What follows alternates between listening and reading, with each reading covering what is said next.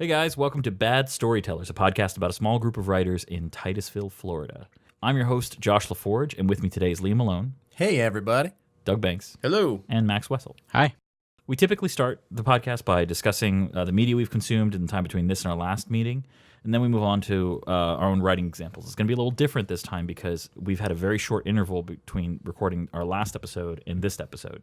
So we're going to talk about the very little amount of media we've consumed, and then we're going to talk about the roadblocks we're coming up against in our current writing, and we're going to throw them back and forth and try to work them out here.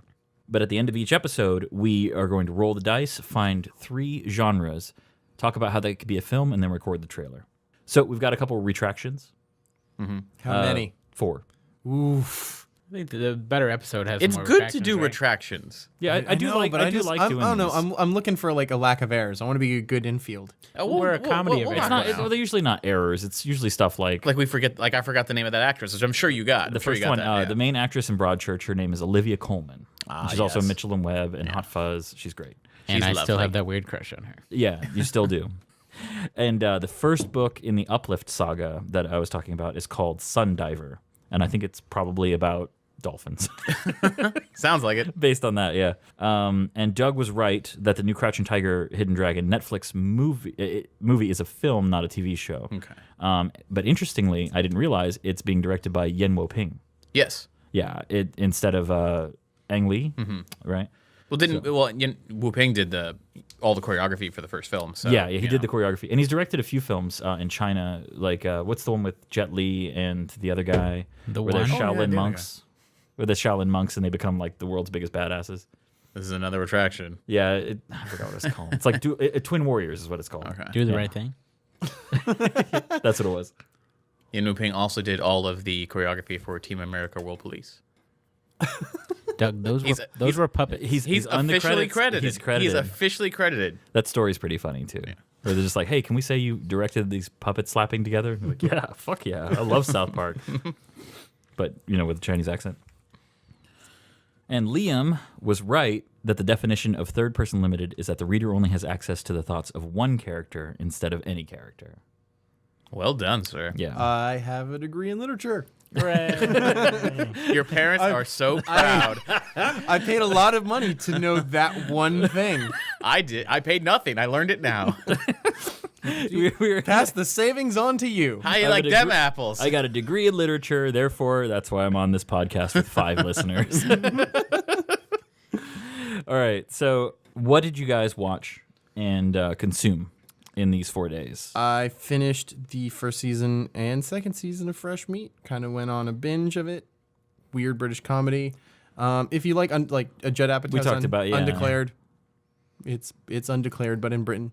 Now that you've finished it, do you have it? There's 2 more seasons. Oh, okay. I'm sorry. I only finished the first 2 seasons. All right. Now that you've, But now they're that British seasons, right? So that's like 12 episodes? No, they're 10. They're 10 episode blocks. Okay. So, have you developed any feelings about it since then? I really like it, but it's definitely not for everyone. I mean, the jokes are really insular, and it's a lot of just like sleeping around and being weird. And they make fun of a posh guy a lot, and making fun of posh British people just hits a spot in me that makes me feel so good. It's because you're American. Yeah. That's because you're not a posh British person. It's the best. Because you look at all British people that way. And that's it? It's been 4 days. Yeah, Yeah. it's been 4 days. I'm just asking. Yeah. Yeah, pretty much. No, I watched Rockstar with Mark Wahlberg? Mark Tom- Wahlberg. Yeah. Last night, and I had a good old time doing that. The movie is very silly. It's so. out I of like my how room. it just goes into grunge. He like, oh yeah, no, and this guy invents grunge in Seattle. He like makes no sense. It's such a great, weird little movie. Jennifer Aniston's good in it. She's fine. What about you, Doug? I watched the season premiere of the new X-Files miniseries. Oh, I want to How watch was that? that. I haven't Let's seen hear that. it. Let's hear it. It was pretty fucking cool. I was like, I gotta say, I like X-Files. Like, I grew up watching some of it. I saw the movies, and always just was like, this is a really cool little universe, We should probably let it be known for the record that your wife is like the biggest X-Files fan. Yeah, but that honestly, that didn't have a sway on me whether I like the show or not. Sure. Doctor Who's a great example of that because she loves Doctor Who, and I'm just sort of Are you a alien or monster of the week? X-Files. Well, I hate the alien stuff. I love. I love the Monster of the Week. I do like a lot of the Monster of the Week stuff, but I do appreciate the alien mythology that sort of ties it all together.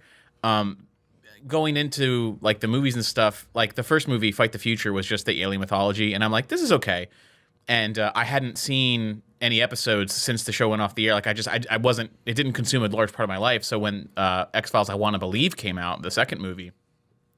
I saw the movie in theaters. Seen that one. Well, I see. Here's the thing: I saw that movie, and I was not that familiar with the mythology, how it all ended. Like I wasn't familiar with how the show ended. Yeah, I haven't watched anything past 6 seasons. So when I see I Want to Believe, I leave the theater going, that was kind of cool. It was really dark and like it was like a mystery and everything. And Nina, my wife Nina, was like, I hate that. Like I hated that movie. I'm like, why? I thought you loved X-Files. She goes, that was nothing like X-Files. And I'm like, what are you talking about? So I started rewatching the show, and I went through the first 3 seasons, and I went, oh, this is nothing like the show. And it was Monster of the Week, the movie. And that might have been why I liked it. Okay. So there wasn't a lot of mythology. But this show... I gotta tell you, I cannot stand anything having to do with Mulder's sister. yeah, I just hate it. I never got that deep. I know he cares about trying to find her and stuff, but I never... It ties into the alien mythos. Although why I know, Mulder is yeah, Mulder. The the alien baseball episodes. Oh, I love that alien love baseball those. episode. Yeah. But anyway, I just like baseball, man. Well, yeah. this new show, I'm not going to spoil anything other than... I'm not going to spoil anything, not even other than, but just I'm just going to tell you how I feel, is that... being a guy who's kind of on the outside of the show, only has a passing familiarity with the original TV show, and I like the movies. It was freaking great. You don't really have to know anything going in. Like, even if you've never seen X-Files before, it kind of sums it all up, and you just go into it. This show takes off with a bang. Like, I mean, it's 6-episode miniseries, so it's going to be tight, like moving through this entire story, and I'm really looking forward to, like, where they take it. They present new theories that unify everything, like any loose end that I felt as a watcher, in terms, not even for like personal, but like, how could you have werewolves and aliens? Like, how's this whole whatever? And what about this black goo and everything? They have this whole new take on it that feels modern, fresh, and made it feel new. And, awesome, because that was my worry. Was in the 90s, it was, hey, the government might be watching you, and now we're like, yeah. Dude, they the government is watching. No, dude, they go full force addressing that. I've heard that's a huge focus of the new season. It completely is. And post Snowden. I know you guys like other podcasts, the X-Files files with Kumail Nanjiani. Mm-hmm. He goes episode by episode, and he gets like the writers and creators and everything. Mm-hmm. Dude, and awesome. It is amazing. I will check that out. We'll link to that on the show notes. Yes, please. Anyway, but I am so looking forward to it. It's going to be on every Monday night, so I'm going to be missing the next 2 because I'm here with you jokers. So do you think it's on? Is it going to be on the Hulu? the next one? It is on. There's nothing funny about me. It is on the. They will have it playable the next day on Fox's website, so I'm going to just go watch it in browser. Okay, I can do that. Yeah, I know we want to watch it tomorrow. Yeah, it was, dude. It was cool, man. Budget was up. The story was moving. They got a plan, and I'm anxious to see where it goes. We all like X-Files. I like X-Files. Yeah, okay. The only thing I will disagree with is it out of the Pacific Northwest, because I like my shows to have every country based in like Seattle and Oregon, like the. Oh, I mean, once they moved it to LA or whatever. I just mean like the they're like, oh, we're going to Florida, but you can tell it's still Oregon. There's mountains in the background. Yeah. Or Vancouver, like Stargate. We're in Miami, and it's Vancouver. We're in Georgia. So you like Twin Peaks? Just it's like it's very. I've never seen Twin Peaks. I know. That seems like something you would really dig. I tried but when people it. tell me that, I don't. I love. I tried watching Twin Peaks with my significant other, and she's like, we got through like 3 episodes, and she's like, do you like this show? And I was like, yeah, I really do. And she's like, I really don't want to watch anymore. I'm like, I totally understand. I completely understand why. Twin Peaks is a weird show because the thing I think that made it originally popular was this mystery, but the reason I keep going back to it is just how fucking weird that show is, and every choice Really ahead of its time. Oh, it feels like the wrong choice, and it feels like it's too self-aware, and it feels like it's a meta comedy on these kind of like suspense and thriller things, and it invented like the high drama. There's Before nothing the like time it. of that, Like okay. Lost, like jerked off to Twin Peaks. Yeah. every Don't day. even get me started on Lost. So Max, what have you watched? I watched 2 things, and one I'm really excited about, and one You're not. I just enjoyed. There's a show on Netflix. It's a Norwegian show called Occupied, and it is fucking amazing. I thought you were gonna say Lillehammer. I was like, No. I enjoy Lillehammer. It's about I'll give it a little bit. It's in the future, and the U.S. has become self-sufficient in energy and drops out of NATO and is like we don't care about the rest of the world. So the European Union is forced to move to Russia because of an energy crisis. And Norway says the environment's really fucked up, so we're not going to produce oil and natural gas anymore. So the European Union and Russia are like, hey, we own your country now. Turn your oil back on. And it goes from there. Okay. That's And it's spooky. It Yeah. is amazingly well done. It's just cool. The graphics are great. I'll check it out. It's very good. It's on Netflix. It's called Occupied. It's all in Norwegian with English subtitles, so you really Perfect. have to actually pay attention. It's not something you can like write and watch. And then the other thing, I just needed like a brain dump, so I watched Hot Tub Time Machine 2, and I love the fuck out of it. I've never seen the first one. The I've heard first it's one's great. okay. I've heard it's good. The first one was like trying because they had Cusack, they had a little more. They're like, go for it.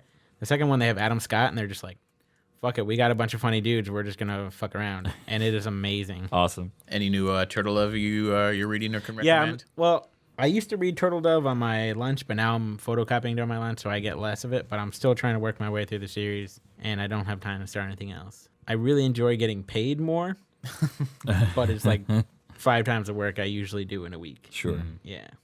But Occupied and Hot Tub Time Machine 2, I enjoyed the fuck out of. Completely different things, but Right. check out both. As for me, I am still working my way through Deep Space Nine. Still getting better. I'm near the end of the 3rd season.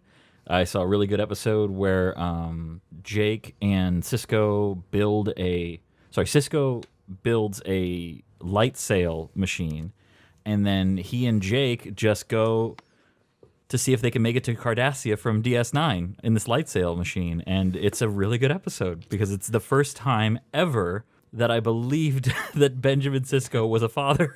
Like, who let him do that? He's a military officer in a... He's in charge of outpost? DS9. How's he gonna just? Yeah, who's going to stop him? Also, the Federation, let's like be honest, is not a real military organization. No. They're not Yeah. set up that way, and it's very Yeah. purposeful in, How, the, in the how mythos. can the Federation simultaneously care very much about Deep Space Nine, but Yeah. also not care? And call It's- it Deep Space Nine. It's hard to... It's weird because also you can't have a strong military They don't own force. Yeah, It's they're renting it. It's Yeah. they are overseeing it for the Bajorans. So there's a lot of Bajorans there, and they took it away from the Cardassians. It's part of it. It's a very Well, complicated then piece. why don't they just post like a Galaxy class starfighter outside and be like, any fucking Cardassians want to show up, we're gonna blow them away. Because the Cardassians can be there faster with more people, and it would violate the peace treaty. But a couple episodes Yeah, where it's they do. a lot like it's not. it's a lot like I mean, I guess I shouldn't question since I'm not watching it Yeah, yet. it's but not- it's a lot like West Germany, where like we occupied West Germany for like a decade. yeah. We just had troops there. One, because it needed to be a transfer of power from the Nazis, but also they were terrified that the Russians would invade. Yeah, it's basically the Federation is there to make sure that the Cardassians adhere to the peace treaty. So the station is under Federation protection, but there's very little Federation presence there other than Okay. the people there. But still. So it's to help the Bajoran provisional government post-occupation reestablish itself because it's right near the planet of Bajor. He is in This is command. a real. I'm sorry for this conversation. This is terrible. He is in command of a very, very iffy He has an diplomatic important situation. job, is what very I'm saying. important It's a job. very important and job. no one But else, yet he can fuck off and they'll, no one else is going to get there in time if he dies in a light sail machine.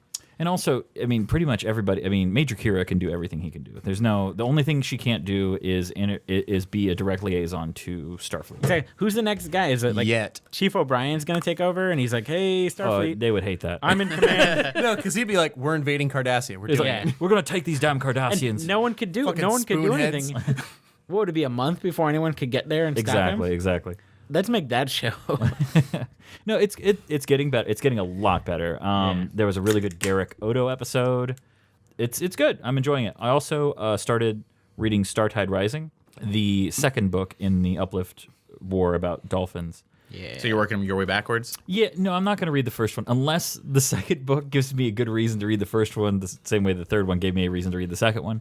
But So maybe. it's interesting because even the second one starts with them having left the space hulks that they discovered with the secret, and they're just like on some planet, and everybody is in the sky above them having a major interstellar war to see who gets to get them. And they're just And like these are the underneath. dolphins or whatever? Yeah, well, there's humans on the ship too. But so can you finally explain like the dolphins? Are they is it a spaceship that's filled with water and there's dolphins in it, or is it like yes and no.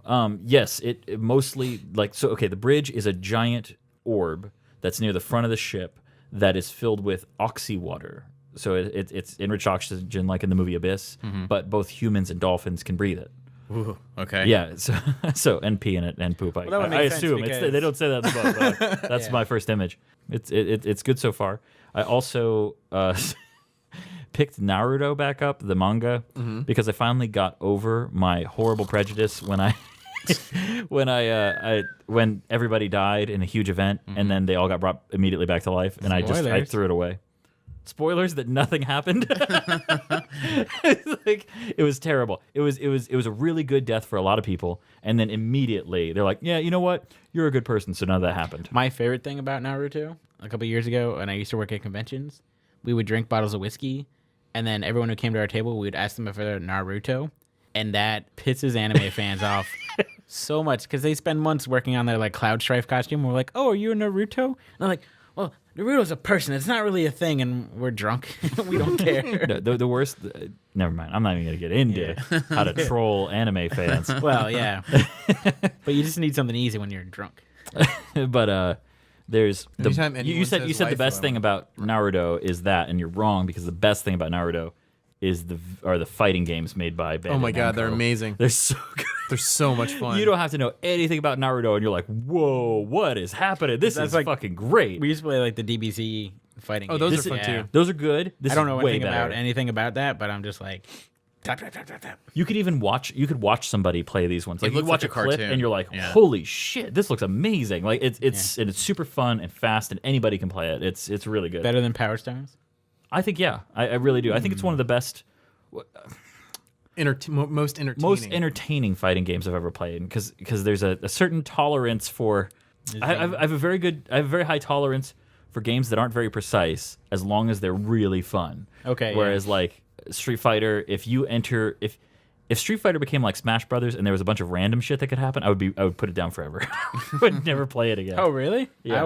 I would pick it up. No, because the Street Fighter is about the precision? the precision of it. The- Like the you have tactic. to be you're never going to throw a punch and it comes out differently. Like it Yeah. has to be perfect every time, so that way you know that when somebody beats somebody, it's purely due to skill. It's like this- chess on crack. yeah, it's super fast chess. Oh yeah, and I'm almost done listening to the Dan Carlin's Hardcore History about King of Kings, Ooh. Yes. and that's I really am good so far. a Big fan of Dan Carlin. Yeah, the Hardcore History is great for anybody who. If you guys are listening to this podcast and you haven't listened to Dan Carlin, you are fucking up with your life. I wouldn't say it's better than ours. But some I'd would. say it much is. better. It's so much better. Yeah, no, it's amazing. Hardcore History is fantastic. I haven't listened to any of his Common Sense podcasts because I'm more. I like him. I like him because he's not a historian and he completely admits that up front. And he's like, "But here's what I think happened." And I'm like, "Hell yeah, you said it up front." Yeah, You don't know. people get mad at him about that. Like, because he's like, I'm not a historian. I literally am just reading the books of historians. Yeah. Like that's it. I'm taking like- books written by historians and then I summarizing. think before there were colleges, that just made you a historian. Oh, for real. You could just write like Herodotus just wrote, and that made him a historian. What's funny? Okay, he mentions Herodotus a lot in this one, and I've read the histories, and he keeps trying to defend Herodotus, like because he's like, all right, the father of history, otherwise known as in other circles known as the father of lies, and I'm like, whoa, that's so unfair. like literally, like Herodotus has a preamble in the histories where he's like, here's what I've heard. Period. Like I haven't seen it written down. I'm writing it down. Like that's it. Like how are you going to blame him if these stories aren't true? You know, It's like Caesar's Gallic Wars. Everything we know about German and the Celts, Caesar just made it up to sell his propaganda. war. Yeah. His like this was a company. Caesar's war was a company, and he needed to sell back home. And he's like, no, these guys are like 12 feet tall. They're monsters. They only eat Roman babies. Have you guys? All right. So, Max, you've read the histories, have you? Yeah, All right, Liam, have you read? I've read many a history. No, Herodotus. Yeah. Okay. Oh no. Okay. I haven't read Herodotus. I highly recommend it. I'll link to it in the show notes. It is once you get past how difficult it is to read the prose because it's translated like 19 times into English. It is a great read. It's a way more fun read than the Bible. the Bible's kind of a downer. always Kind of. all the way through. Old Testament though, Old Testament Metal. is like Metal. metal as hell. Yeah, you think that's metal? read histories. All right, so my favorite. Do you have a favorite story in the histories? Okay, I'm just gonna tell mine real quick so that hopefully people will read this. Herodotus says that there was an Egyptian slave named Apries. No, sorry, Amasis. His name is Amasis. Rebelled against an Egyptian king named Apries, and like Spartacus, like the whole story of Spartacus, and he beats them all, and he outmaneuvers them at every turn, and then eventually Apries is like, oh shit, I can't beat him in the field, so I think I'll send an emissary and just be like, hey man, why don't you just be my general, right? That's like a Game of Thrones style move. Yeah, it's totally, pretty smart, right? So he sends his emissary, and he offers him that, and Amasis doesn't say anything, and they're both sitting on horses, and the emissary is like, listen, I was told I got to take you back to Apries. So it says he then like he leaned to the side, past wind, and then bid him take that back to Apries.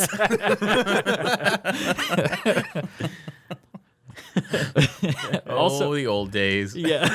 Also, he says that the Middle East is so rich with gold because during the night, ants the size of dogs dig, like they put all the gold in the sand on the surface because they have to dig it up to make their giant ant colonies because they're fucking giant ants.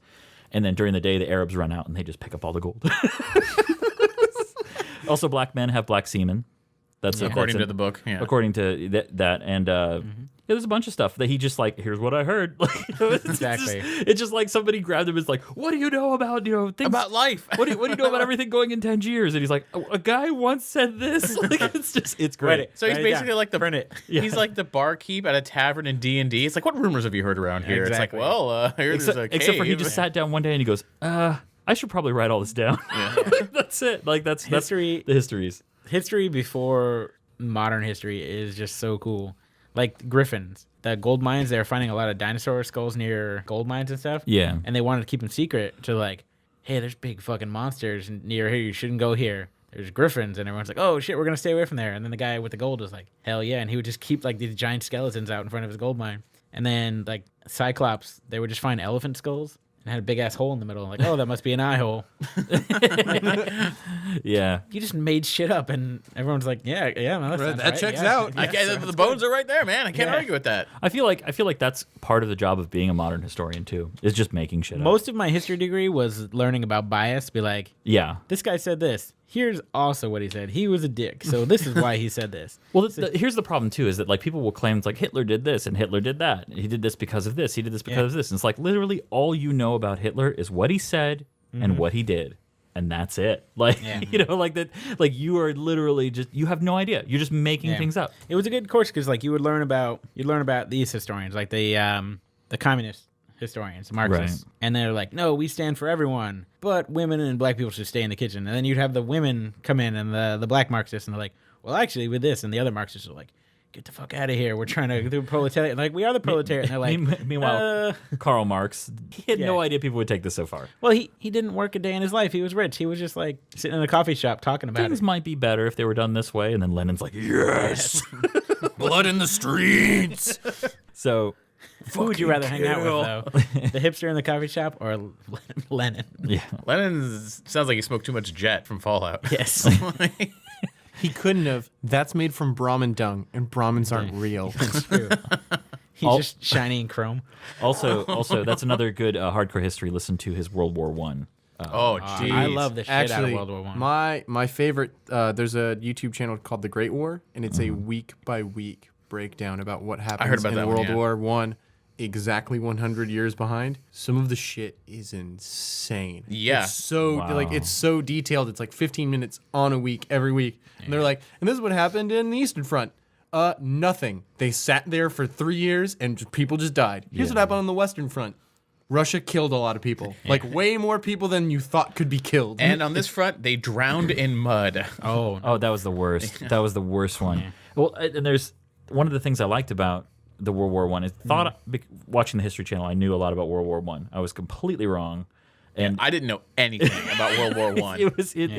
It's incredible. I highly recommend it. I think it's great just because, like, you think about who the allies were, like the British. There was a story. They had, like, 16,000 Irish guys in a line, and the war was coming to an end, and, like, they're all going to go home to Ireland and know how to use weapons. So they made them get up out of the trenches and storm machine gun trenches to try to kill off as many of them as they can, so they wouldn't have to send them back to Ireland. That's how messed up To they were join the- thinking. Like that's Yeah. the thing, and that's not even the strangest or worst. And the British story. guys were just like, no, that makes sense. Yeah, good call. Let's not do that. We've already had 6 Yeah. major rebellions in the last And 50 years. That's the Allies. Like, we hear about the Hun and everything like that. It's like everyone was fucked up. The Turks? Oh no, Turks were insane. One of Yeah. my favorite things about the hardcore history one is he really paints a good picture of the relationship between the general of the armies of Germany, Yeah. and Kaiser Wilhelm. and Kaiser Wilhelm, and you get just how frustrated this guy is at the Kaiser. Bismarck, right? yeah. Yeah. Oh god, he hated him. Like, and like, What do you mean we're going to war? I needed to have started months ago if we were going to go into Well, war, no, man. what he did is like he's like, all right, that's it, we're marching, and they unload like millions of troops in like 18 hours. Like they do it, and they had all the logistics, they had all this, and one of the great quotes is that once they start unloading, things get a little better with diplomacy. Like they get a new message, and Kaiser Wilhelm is like, oh hey, we may not need to go to war, and he's like, you do not improvise the deployment of millions. Yeah. It's not. It's sorry. No, Sorry. we're in. War happened. Yeah.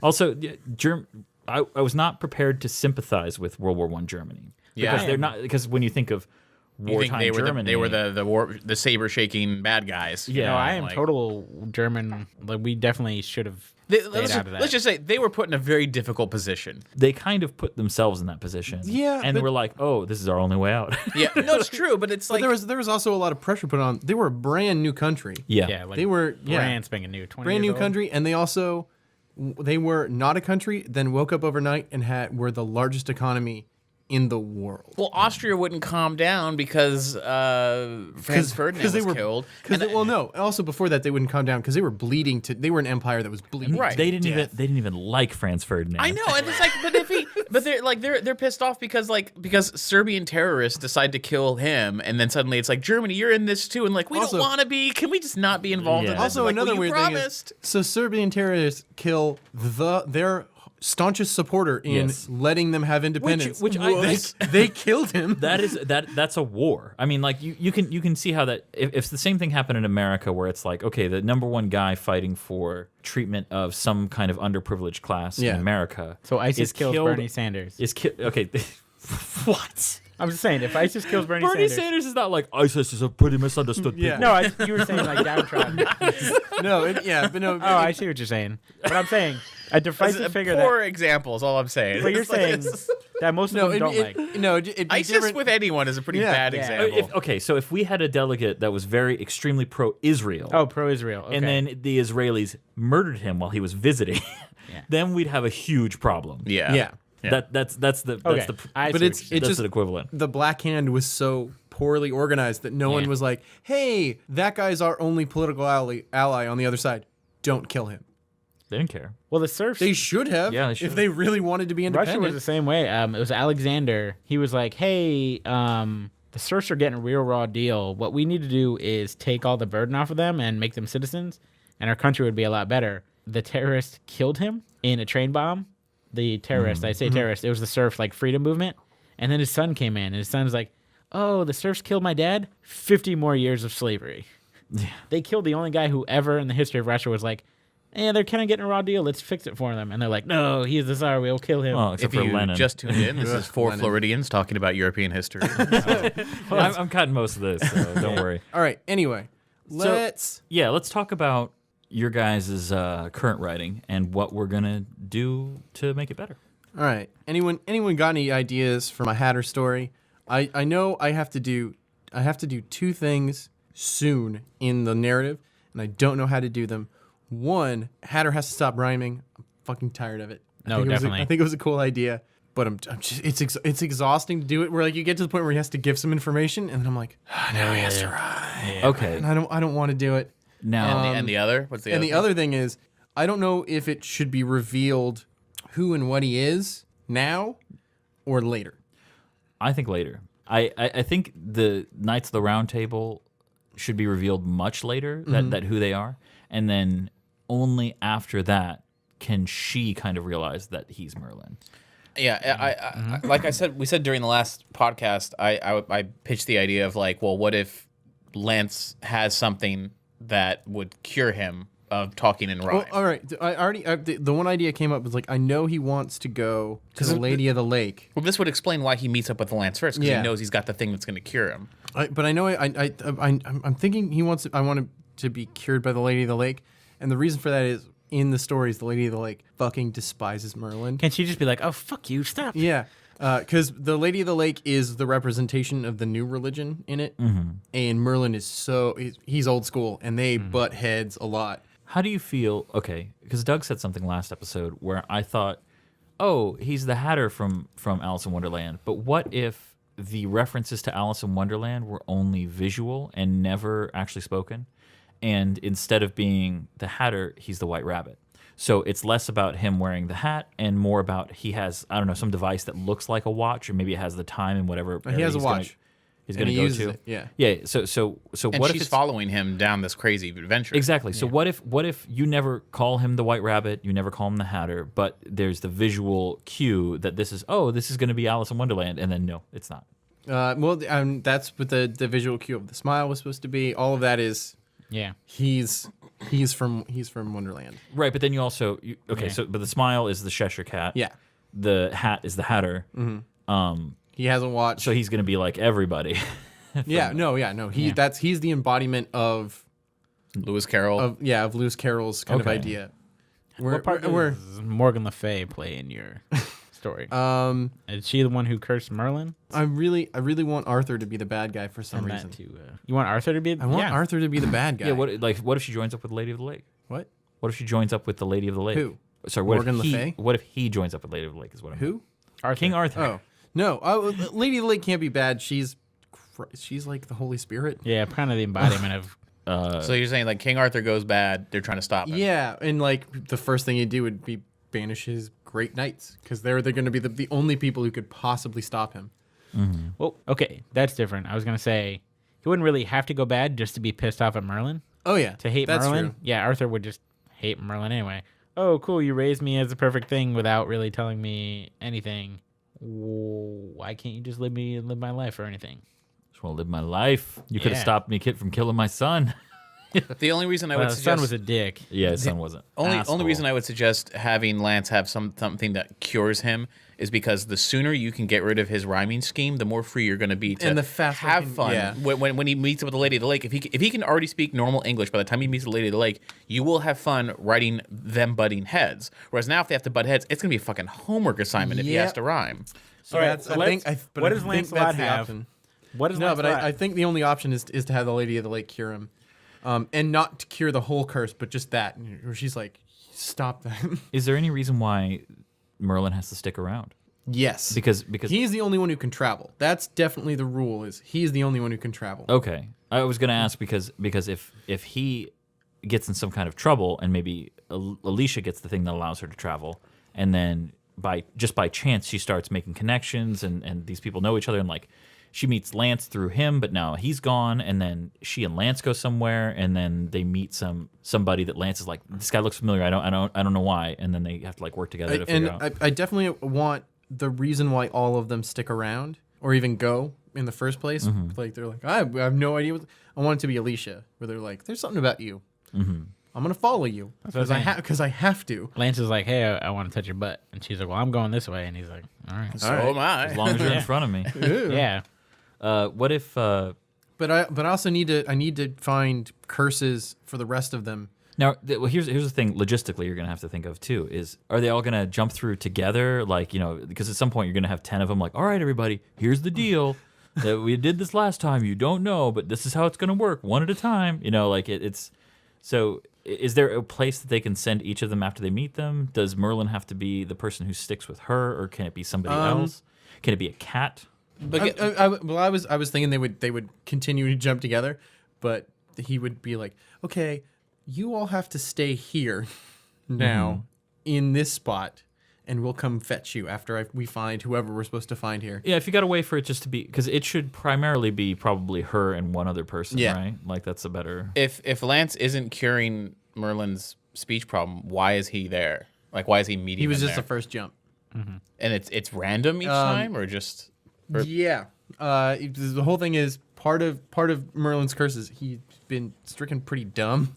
Like, he has near unlimited magic power and only vaguely remembers how to use any of it anymore. Oh, that is the greatest fear of like a smart person is. Yeah, and that's using part of your the part of the rhyming stuff too. Yeah. It's just to make him sillier and weirder and less effective. And I almost want to like bring up when he's cured of rhyming, where he's like, oh, I can do like proper spells now because I was having to like make shit up to kind of like get stuff done. Would it be more interesting if it's Lancelot who is cursed with rhyming and he's the one who leads her in there and then has to introduce her to Merlin? He's like, this is Merlin. I've got to save him. He's just like, Because Merlin's the one who can solve it or whatever. right, but he's just, Merlin is not the guy he was, and they have to work together to. Who would be a better knight for that? Like he jumps out of the Galahad. mirror and she's like, "What the fuck?" And he's like, "Listen, we got to fix shit." I just, No, I Okay. think the whole thing is Merlin has to be the prime mover. I can understand that, but my problem is the randomness of just where he goes. Like, Yeah, what did he expect when he goes through the mirror? If he's trying to get to the Lady Lake to cure himself, and he shows up, Oh, and he's this not. is- He doesn't know he's going there. I think we're looking. Then at what- this- well, then what's he's he- just Yeah, 'cause when hopping. he- He's just hopping because he knows he's not supposed to be I think where he I think is. we're looking at this too closely. I think we need to zoom all the way out. Like we need to say, who's the main character? What's her problem? What's resolved by the end of the story? Like, you know, like that's it's the. one. It's Alicia is the main character. Two, she finds herself not her own dimension, and Merlin can't control where he goes. Yeah, because when he gets there, she's like, "Where are we?" And he's like, "No, Yeah, I don't know. Right. let's go find out."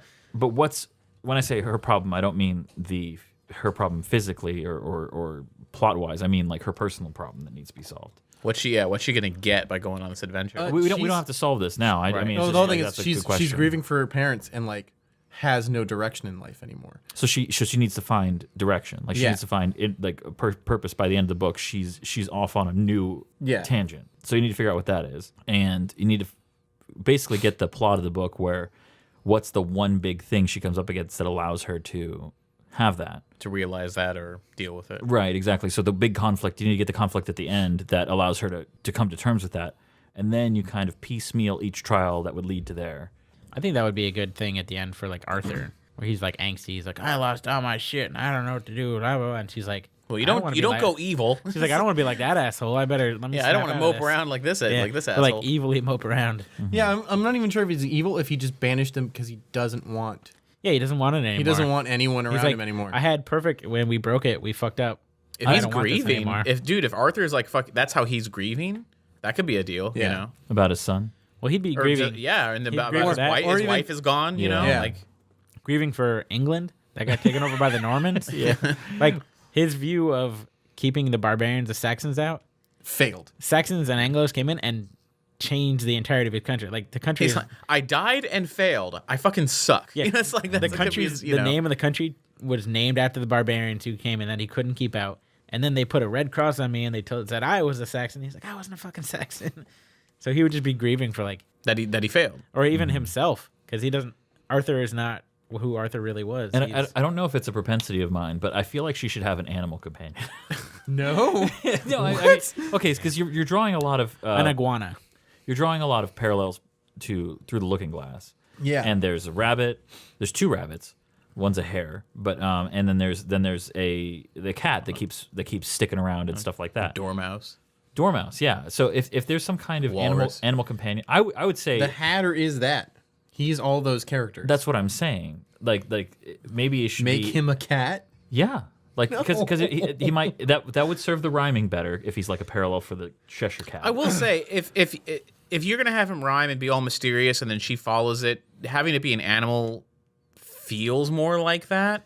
It feels like sillier, where the whole thing is it's scaled. It's back. sillier for a talking cat to lead her through a magic mirror than the guy in a top hat. Oh my dear, excuse me about me. I'm going to go through your thing. Like I Yes. think that's just as silly to me. Like because this is a human. I'm not trying to say it, What- it what- needs and, to then, be. and then more importantly, how does he interact with anything else? I'm not trying to say that it needs to be that. I just don't feel that he has anything in common with the Hatter other than you calling him the Hatter.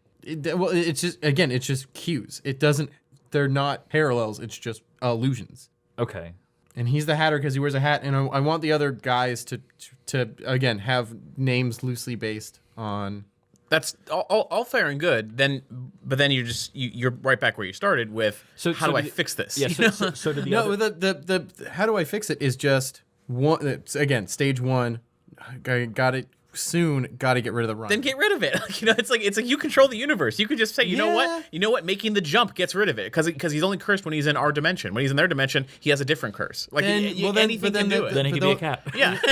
No, he's not gonna be a fucking. Then he can't. Then he can't talk at all because he's an animal. It's like, what the fuck happened to you? What if when he draws it in the sand? When he drinks alcohol, he can stop rhyming? I He gets like super drunk. Gets wasted. I like that. Because he jumps into a bar and Lance is like, "You sound like an idiot. Take this." So and he drinks it and he's like, Yeah, fuck "Oh, it. That makes I like sense. that. If I his like cue that. Like, is- and the idea is his curse is that he has to sound like a fool. Yeah. So when he's drunk, he just yeah, already, it would dull his senses. That would be the ultimate." No, he just also just sounds stupid anyway. Yeah. So you're drawing a lot of cues for him to be a character, all the characters from Through the Looking Glass. Again, they're just red they're herring? just they're just references. Right. That's a collection I'm of just, things. I'm just bringing that up to again. one to make him a little more interesting, but two, the idea is that again maybe Lewis Carroll knew him Okay. or had owned the glass or something. so what I was- but I never really want to bring that up directly. But yeah, I want him to feel like Wonderland hard. Like So- he's got to be a weird, quixotic character, and I want him to be very stark contrast to the rest of the knights. So, is there a way that you can get the answer that you need for the Knights by making them related to some other well-known series of books? Yes, there is, and that's good. Yeah. That's what I wanted to say. That's a great idea. Can one of them be about Ender's Game? I think that's Maybe that's my- hard. Only because I want to see sci-fi thrown into your story, like Oh like no, that's hardcore.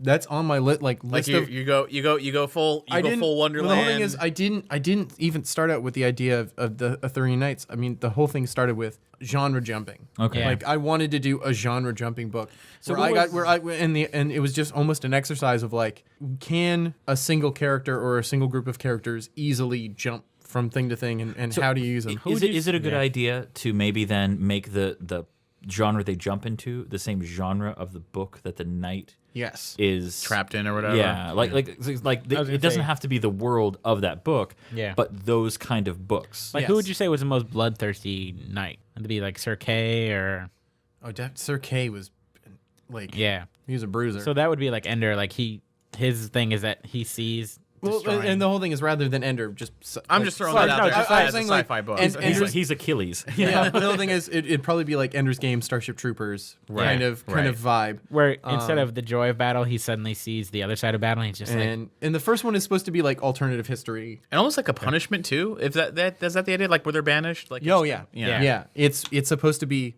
not the place where they're supposed to be. So then They're not the people. Well, they're then supposed then to you would be. get the most peaceful guy, throw him in the fucking Starship Troopers, and he's like, "Oh man, this sucks." but he loves it. That was the thing. Yeah. I heard King Arthur was the greatest soldier in all of history. Oh yeah, where were his drops? So that's terrible. Anyway, how do you feel about all the Dude, stuff we discussed? that last bit Okay. is going to be the thing that But makes that's it. still not a plot. That's the thing. That's just a sequence. Like it's not a.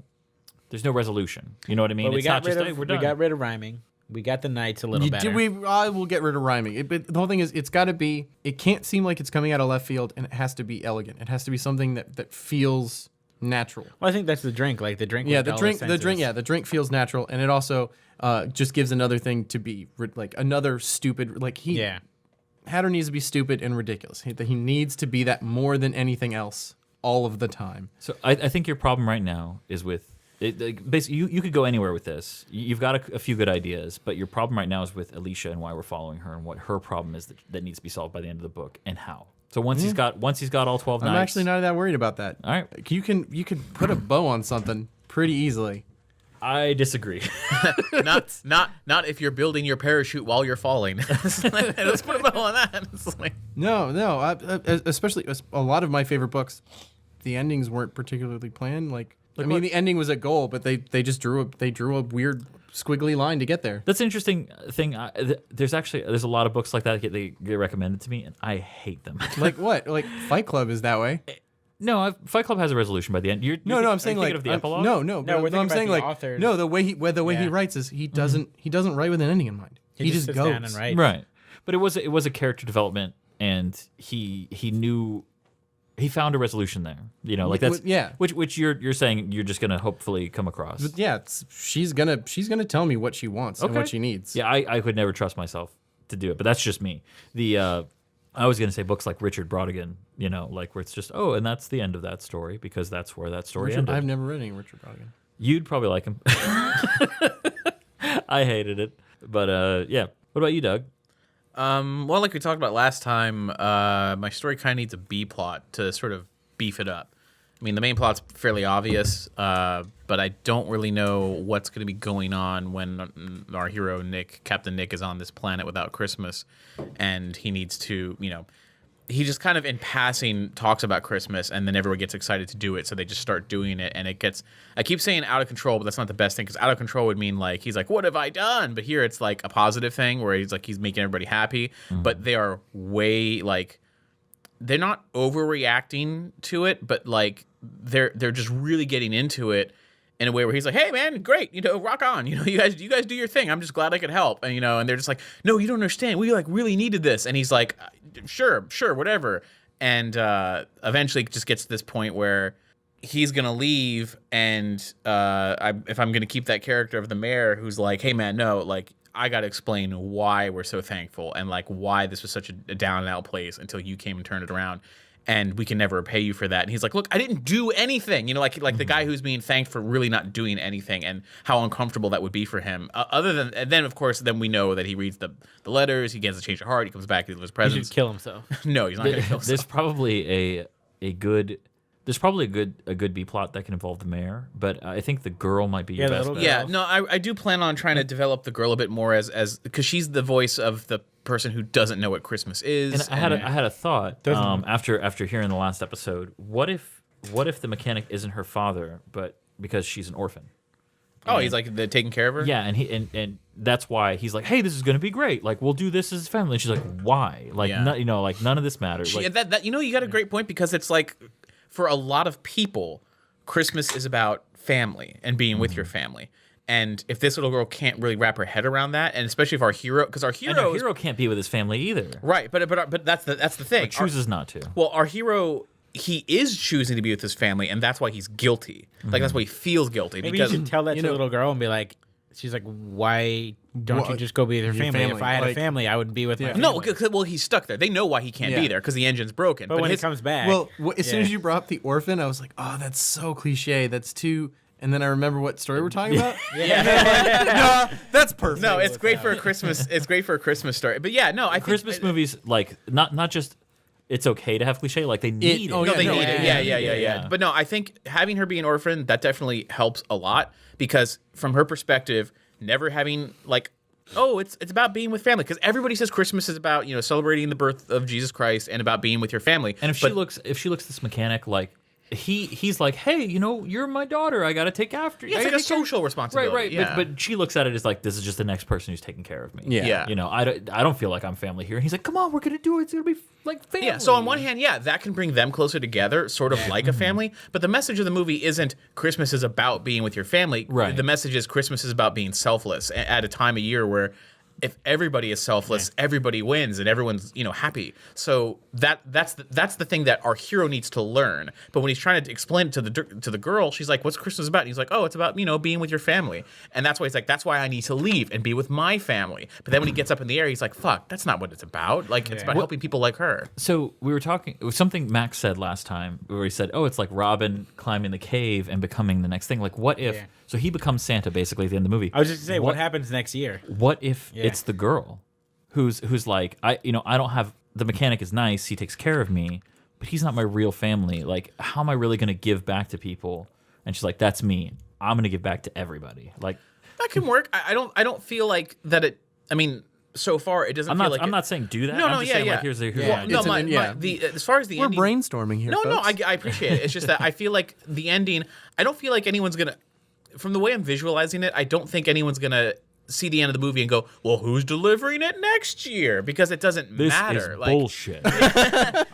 Because the truth is, it doesn't. Because he doesn't say, "You know what? I'm gonna go be Santa Claus." He doesn't. He never says that or thinks that. He thinks, I have a fucking ship full of presents and a whole planet full of people who don't have presents. I'm just going to give it to them. Not about masquerading as Santa, and that, because that's not what it's about. It's about him being selfless, him taking a hit to the wallet to make all these people happy. There could be a pretty sweet epilogue though, where it's just Yeah, like, you could hint at it. Oh, you know, it's like- an after credit it's like sequence where one she year, just one like, year later, and it's like, hey, there's presents again, and then Yeah. you just see that she's found their ship that was in the yeah, that was in the whatever. mountains or Yeah, whatever. yeah. Like there's I would you know. do 5 years later and it's apocalypse because Santa never came back. And they destroyed And all abandoned the us. goods. and it just becomes Yeah. a purge They, planet. they tore each other apart. Because you have a gift, and they like kill him and just take. It's carousel. It's Yeah. time. It's festival. It's festival. Yeah, Santa has forsaken us. They're like, or what was the You call it the world without Santa. what were the Polynesian islanders who would build planes after World War II out of bamboo? Yeah. John Frum. And Tom Navy. Yeah. Yeah. Oh, the cargo cults. Yeah, cargo boats, yeah. cults. And they would like, no, we want them to come back, so we're gonna build a plane, and they'll come back. They're like building Santa sleighs and stuff. Like, Please, Santa, come stop back, by. bring us things. We have one for you. Yes. But yeah, it's like someone's gonna have to point out to him that he's acting like Santa Claus, and he goes, "Ha, I guess you're right." You know, but that was never his Right. goal. That's kind of the way the story is unfolding as of I would like whatever. It could be cool if you could save the girl being the one who because she could just like have a decent Christmas, and some other people are like, wow, that was great, Santa's really here, and then next, like, you would never think that she's the one that does it, and then by the end, like the after credits or whatever sequence, Yeah. it turns out it is her, Yeah. you know, who's picking up the reins, and I guess literally, you know? Literally, the reins, yeah. But like, he gave her the gift of the concept of selflessness. Like, Yeah. she doesn't really understand why the mechanic took her in. Because she's been moved from home to home. Yeah, because the Yeah. mechanic is totally selfless too, bringing Yeah. in this girl and also helping this stranger for nothing just to get him Yeah. back home. It's like so. That's the thing. Like, there's this planet is it'd be full cool of. if he wasn't employed as a mechanic. That's just his job. Yeah, no one's like, yeah, he's not like employed. Yeah, because he's just like a guy who has things and repairs things, and he's like, this Yeah. guy's in trouble. I can help him. Exactly. But yeah, it's like that's great character stuff. But in terms of like a subplot, if she's like his guide to this planet, where it's like they're walking around like waiting for the thing to get repaired, and he's just like, and the mechanic is like, hey, Lucy, why don't you just take him into town and he can meet everybody? And she's like, okay. And so they just go in, and she's explaining like what the world is like, and he's like, oh man, and oh yeah, it looks great here, but it actually looks kind of depressing and shitty. And then that's where it can take off from there. And she's just like, It's like this Marty's is got weird. Marty's got a new crop of mushrooms. You know, finally got him to grow in an old boot. It's like Maybe they're like it's really like- excited about it. Winter's been Four really- old mushrooms. Yeah, maybe That's we might almost even- enough for a day. Yeah. We're not gonna have to eat so much dirt this year when we got this many Yeah, mushrooms. yeah. Life sucks, but we got mushrooms now, so we're Hopefully just one gonna of get these high eggs will hatch and turn Hopefully into a freeze to chicken, death. and we'll have chicken maybe sometime in the next few months. Like, Yeah. So yeah, but I'm gonna figure out a way to beef up that second act because I mean we already know the beginning. I know the end. It's just a matter of making it feel like a feature film. And because my goal is a feature film, but at the end of the day, maybe it's like a Christmas special on TV. Like it's kind of shorter. But I'll tinker with it some more. See what the second act. What do you have can in bring. mind, like, send the script to, first off? Well, I'm not gonna like Oxygen. George Clooney. I'm not gonna send it really to anybody. I'm once I finish it, I'll most likely put it on something like The Blacklist. Doug, I want to see this. So do I, So, but I'll put it on something probably like The Blacklist. See if it can get any attention. If not, then I'll just like Send it to know. send it to what's his face? Vince Vaughn. No. Kirk Cameron? Kirk Cameron. Send Yeah. it to Kirk Cameron. No, he He wouldn't like it. would not like it. Because Why? it's not about Under- Underplays Jesus. Jesus. This is a post-Jesus Christmas. every Christmas is a post. Except for the ones that happened before. But that wasn't Christmas. That was called just something December. It was else. called December 25th. I wonder when the first Christmas It wasn't. actually was. It wasn't called December 25th. Wasn't it? Yeah, they didn't call it that. They Soul did, Invictus. Yeah, it was a Julian. They called it Winter Solstice. Yeah. All right. So Max, Most people. you got something for your Uber shooter. My Uber shooter. I was thinking Which about is a better name. That sounds Uber shooter? dirty. yeah. I gave her the Uber shooter. Pull out your Uber shooter. It sounds like something you'd pick up in Doom to fuck somebody. Dune or Doom? Doom. Both. Both. Yeah. D-O-M. Ew, Dune just gross. Any kind of fucking going on in Dune just Yeah, no, terrible. I hate Doom. Either. Yeah, it's sand. Really? It's coarse. No it gets plot. everywhere. No plot. They just talk about what's going on in the universe, and then it ends. He rides a sandworm. How like Spoiler life. alert. Spoiler alert. That's a great book. Paul Muad'Dib. I liked it. Anyways. Muad'Dib. Yeah. So Wadib. Uber shooter. Wadib. Uber shooter. My idea was, like you guys were saying, the shadowy government plot, to where his next step is he's going to get a call in to some gang activity going on. where he gets in a firefight and kills a guy who turns out to be an undercover cop. And this government cabal points that out and be like, hey, this is fucked up. And he's like, well, someone set me up. I'm going to find out. And he finds out who it is, and it's the government cabal. And they just point out how fucked up it is. And he's like, no, yeah, you're right. We should This is terrible. He's like, he didn't realize it before because I'm thinking it's been like 20 years of hardcore libertarianism of... You're I'm thinking of more of like... Why don't you build the next Snow Crash? I don't want Snow Crash. But the government is still around. The government still exists, but it's more of a libertarian bent because I'm seeing a lot of that crap coming across Facebook from my friends. And I just You can see anything on Facebook if you look hard enough. Well, I try not to delete anyone or block things. Oh, I have to. I'm so sorry I for have you. to. Yeah. Pretty much any political conversation, I just don't. I mute it. I don't listen. I can't deal with any political people. I just want pictures of kittens. And if you post too many pictures of a baby, I stop that too. Yeah. I don't want it to become just people I agree with.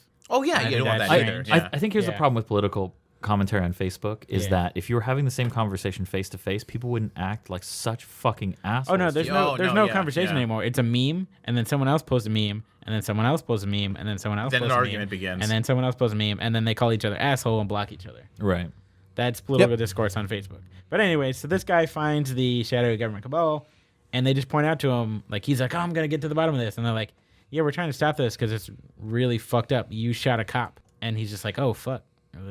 Yeah, we should not be just being able to hire to shoot each other. I was thinking it, right, like having a cop who wanted power back and everything. Mm-hmm. And I thought a better idea of just pointing out how fucked up that would be as a society. Well, you think about the whole idea is very vigilante. It's very pro-vigilante, right? Yeah. Like the initial idea. Like, what if there was... I like the idea of a cop being the bad guy. Yeah, I was going to point it off because, like... The good guy. It's gone to the Supreme Court where anyone... It went to the Supreme Court in, like, 1830 or something. Anyone can be a bounty hunter with no training. It's protected by the Constitution, apparently, or the Supreme Court at least, that anyone can be a bounty hunter. So I was kind of posting off that to where what would the next logical step be with everyone having a gun and app technology and people becoming... And the same amount of ignorance and stupidity. Ignorance and the internet corrupting... Maybe look at, like, Crazy Stories by bail bondsmen. Yeah. Because they're bounty hunters. Yeah. You know? But I just thought that would naturally evolve into, in like 20 years or whatever, where you could just go on an app. Wouldn't. I hope it's not. But your how do we idea is know? you're taking the idea is you need to take the position of here's this idea. I'm taking it to its logical extreme to the point where it becomes Like 10 years ago, if I'd said, oh no, you're just going to go on your phone, you're going to call someone you don't know, and they're going to come pick you up. Well, that's a taxi already. Yeah, like no. that. Like taxis Yeah, already. but you wouldn't exist. just get in some stranger's car. That's what a taxi is. Yeah, but it's a owned by a service. company. It's owned by a its service, license. It's supposed to have. Yeah. I'm with you. I see what This you're is saying. just like- yeah, I'm playing devil's advocate, but I'm yeah. It's like- not. There are no airplanes now. There are airplanes different. Yeah. So here's another direction you could go with it. Yes, please. But just to No, to everyone throw an idea. Throw everything out. What if he just gets called on a number of jobs that seem random, and then he starts noticing a common thread between them, and he's like, "Wait a minute, this is political." Yeah, this yeah. is Yeah. like there's some Like one of them is a district attorney who quote went bananas, and you find it's like something wasn't right about. Turns out that. he was like, drugged. Yeah, exactly. It's like and when killed the somebody that autopsy report comes back. doesn't seem related, but then you find out it's somebody who changed their name and they Exactly. were previously involved with this kind of thing. I like that because the coroner Yeah. service probably wouldn't be up to snuff of the company's coronary service would just be like, Yeah, oh, another job. Poop. I think there's so many interesting places you can go with this. Making Yeah. fun of things like Uber, great. Uber works great. Uber works Describing- great. There's also there's like a handful of really terrible things that are coming out of it as you figure out how to game the system. Well, describing see that Not as bad as the concept taxi is cool. drivers. But what I liked about They've it was been that doing you it were longer. describing the life of a guy who has that job, where he has his day job that's really boring. He's like, oh shit, I got to get to the office. So what's going to happen? Like an Uber scenario, what if he's on his 1 hour lunch break and a beep comes in and it's 2 blocks away and they're willing to pay a lot, and he's like, shit, I could make that in 2 blocks back and finish my. So he's murdering on his lunch hour. Yeah. You see what I'm saying? Like That's what I wanted to be like. And this is the not, joke is that it's blasé. It's Yeah. not Snow Crash where like oh no, like it's just citizen cops now. No, it's just some dude who is like, yeah, I got 10 minutes. I can go stop a crime. Stop a crime, yeah. Yeah. Like I'm really interested in like that, like his personal journey through that, and when that leads to uncovering the thing, like the moment where you're like, just when you get used to what this dude's daily life is like, you drop the bombshell and you go, oh, this dude is fucked. Like just when you build up what the system is, then you flip it on top of him. Then I like Liam's idea. We're like, you're an assassin. He's like, no,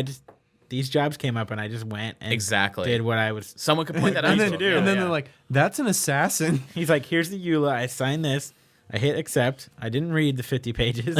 He's like, they just told me where to go. And of course, the way you could start to unravel the mystery is when he goes to a place and there's a very clear distinction of this person is attacking this person, you need to intervene, and protocol would dictate that he would have to use deadly force. He then decides not to and see how it plays out. That'd be a good way to save the undoing. cat. Like at the beginning, like he could have killed somebody, but he's pretty good, and he manages only like to wound them, and he like throws down like a card, like or like pulls out like a card that he has to read and be like, you've been shot by so and so. Please wait for the police to arrive. Because if you shoot them dead, then it's like self-defense. It's kind of like, and also, it's the little shoulder cameras and shit. My question though is, does he have a uniform that he has to put on? No, absolutely not. I almost think there should be like just a shitty. Well, he's got the sentence. Shitty delivery. He's got the shoulder camera, right? He's got. Well, I'm just saying that ubiquitous. Everyone has one. Well, that's what I'm saying. Recording technology, and he's like, I am guarding operator 08734. Cease and desist. Put your hands in the air. And I'm not saying like a uniform, but he needs to have a distinctive look, or even just for the benefit of him to change. Like he doesn't want blood on the clothes he's wearing. So even just a coat or just something. I think the benefit of that service is that you wouldn't know who was a member. Right, so like anybody, because that's the thing about gun control that people, it's one of the arguments made in favor of less gun control. With a guy. Is that in favor of concealed carry is that if more people concealed carry and you absolutely cannot tell who has a gun on them. If you're basically hiring an undercover cop. Yeah. So even when he approaches a situation, he's just, as far as anyone's concerned, he's just average Joe. Right. That makes it much more of a second guess for criminals to commit crime. Is what the argument is. Because if you're trying to like in the beginning of the story, he's trying to kick down that door. If a stranger comes up, he could be attendant to the building and says, "Hey man, knock it off. Are you okay?" Fuck you, and then the problem escalates. But very easily, someone gets self-conscious where all it takes is another human just be like, "Hey man, are you okay?" And it's like, you know what, fuck this, I'm going home, and then problem resolved. So that's actually a good reason to have that job and how to keep them just in civilian clothes and just doing this. And actually, the thing is, if this has been around for a while, the thing that maybe starts tipping off is he has to shoot a bunch of people, and he generally doesn't have to. He's like, "Oh, hey, I'm just here to stop by," and everyone's like, "Oh." This is kind of a detective novel, except for that the detective kills people for money, but because he's not. And his job is not to investigate. He's not supposed to be a detective. His job is to not press the issue. His job is to do the service, walk away. And it's like, well, there was a be a reliable witness. Yeah, for a court exactly. case. And make sure it's always recording. Make sure he has everything filled out. But in terms of like investigating, why was this person killed? Why was this person going crazy? Not your problem. And I feel like it would be like a 3-hour computer training. You pay $10 a month.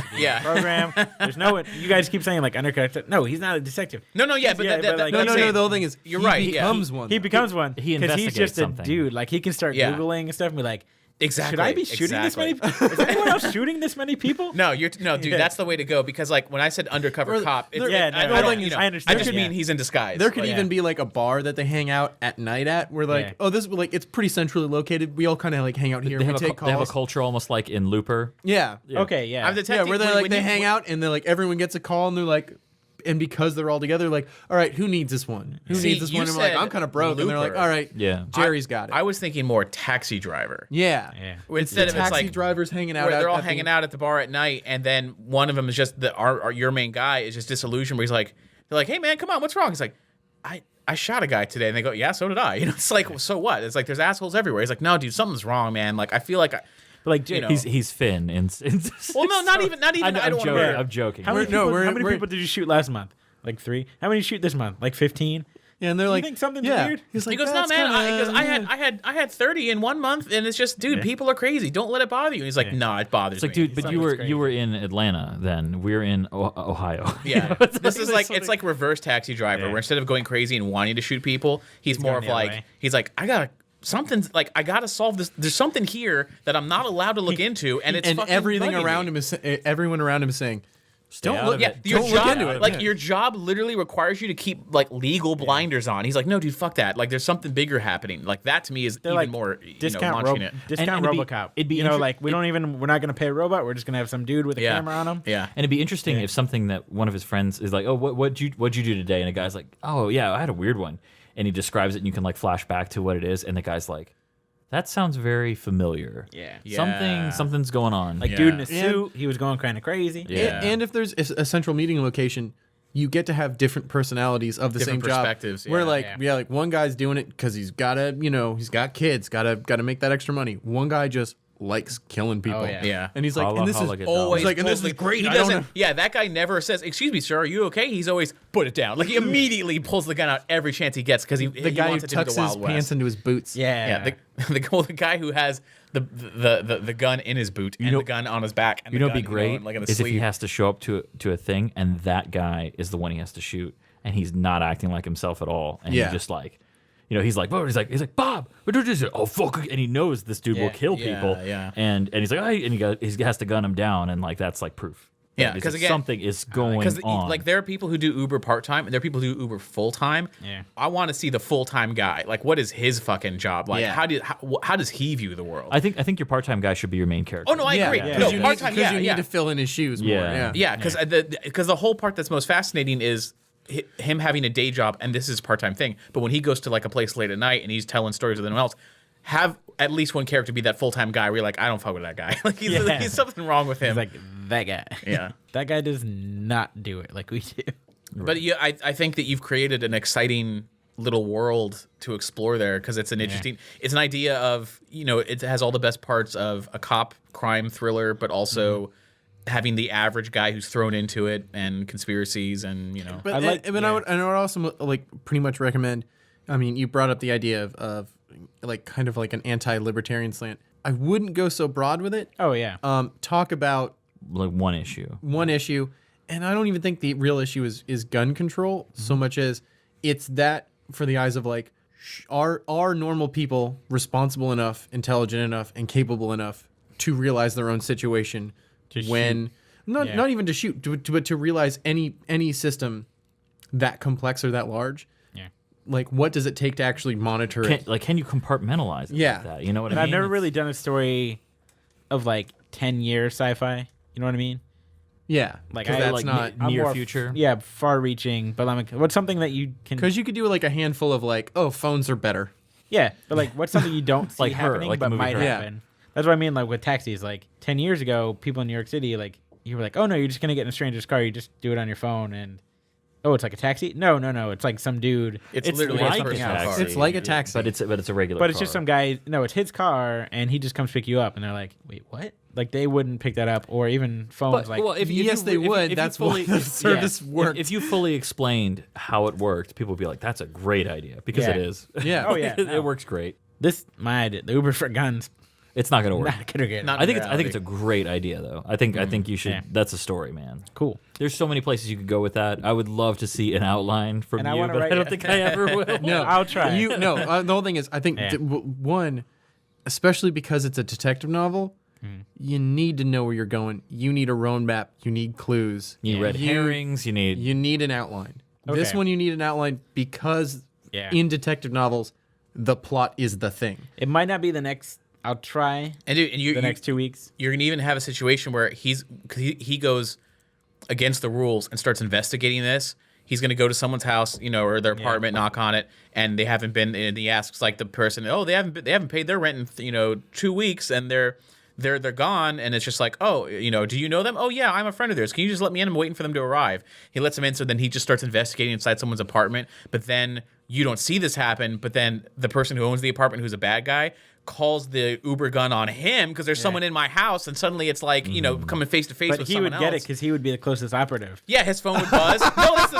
thing. Yeah. That was great. Yeah, then he's like, whoever sent this is trying to kill me. So he realizes the system's fucked. Yeah, no, yeah, Dude, yeah. What would be great is, I keep thinking of like movie scenes from other films where I'm like, this would be perfect for this. Like Sean Penn in The Game. Yeah. You remember when he's like crying in the streets, like, no man, they got me. I paid him twice as much, 3 times as much. They won't let me out, man. Yeah, there's so many ways you could go to have like these great character moments where he's like, I don't even know what's going on, and I'm like, it's so fucked, man. Yeah. But it would be so intense. That sounds exciting. Yeah, I'm in. Yeah. But he would be like, guys, do you think this is a bad idea? And everyone would be like, no, it works. It's what we do is not a bad idea. You poking your nose where it doesn't belong. Yeah. That's where you get in trouble and you get your license revoked. So don't fucking do that. Keep your head down. You're not You're protected by law to do this. You're not culpable. This is not your job. Like, we have police. We just do this. This is the thing. Let the police handle the crime. You just take care of the situation that you're hired to do. What about like one guy who thinks he's a cop? Like the one guy who is always like thinks he's a Vietnam veteran. He's the one who should go nuts. And Well, he can like, go nuts, that's but he the can get word. to him and be like,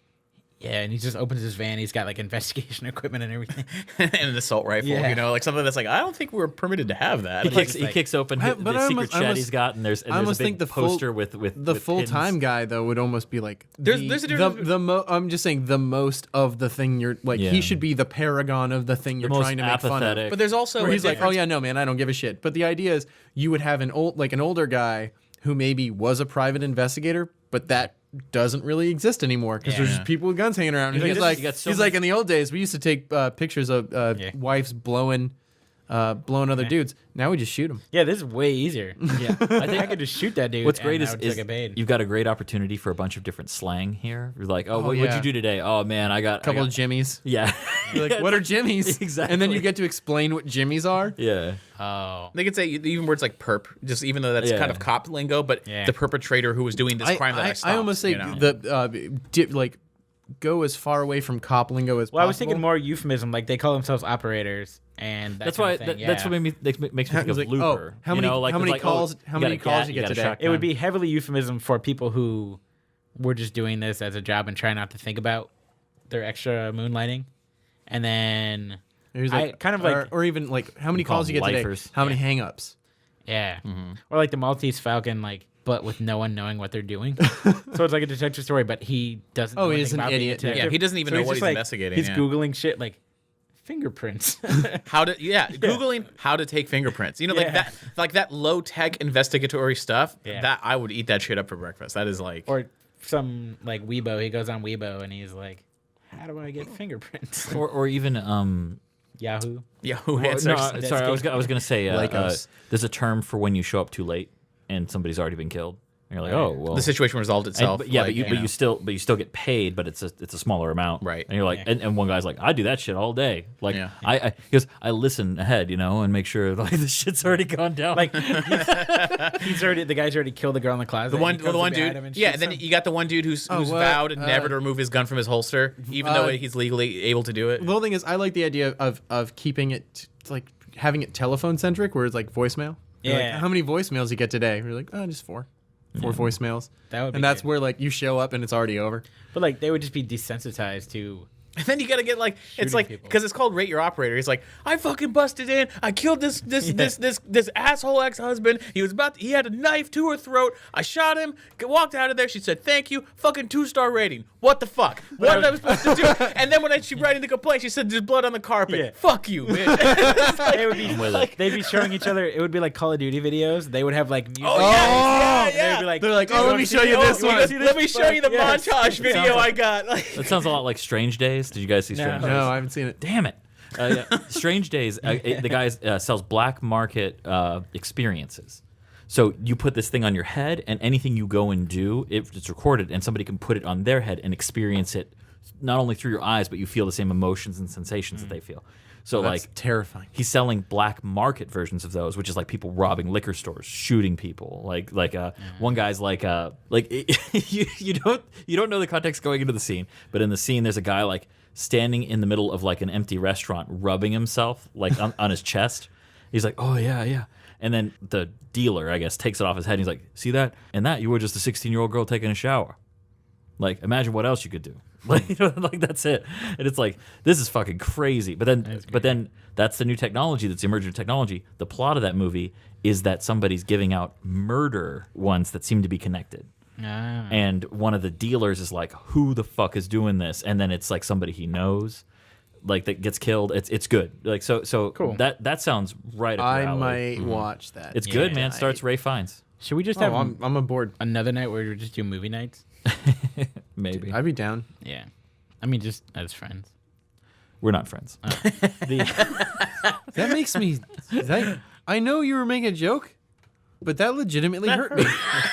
Like I took a pause where like my brain was like, oh. I don't know what you guys think. It's funny to hurt my feelings. I understand now. I've studied humans for long enough to understand this. Anyway. As I from, appreciate the help, though, guys. That sounds like a good. dude, no, please that's- keep going. I'm all about that. Like, that's a great And- place to start. Work and Renaissance Fair. Maybe 2 weeks from now, I could have an outline. You gonna be the guy that gets tomatoes thrown at him? I'm gonna be. If you want to come in a blacksmith. whenever, Yeah. I will sit down and help you. Cool. Dude, Hammer that out. you got to have one of the operators has to go stop a fight at a Renaissance fair. He's like, and he's bragging about, dude, it was like going back in time. It was fucking sweet. I picked up I did it with the fucking sword. Got his own sword away from him. What's Patton What do they call it? I hoisted him on his own petard. That was fucking crazy. Like, are you not entertained? What was Patton Oswalt's character from Reno when he would be the D? Oh, I he'd be in forget. full armor. I And forget. he'd be like, "You can't get me," and he's like, "Yeah, I cut his head off."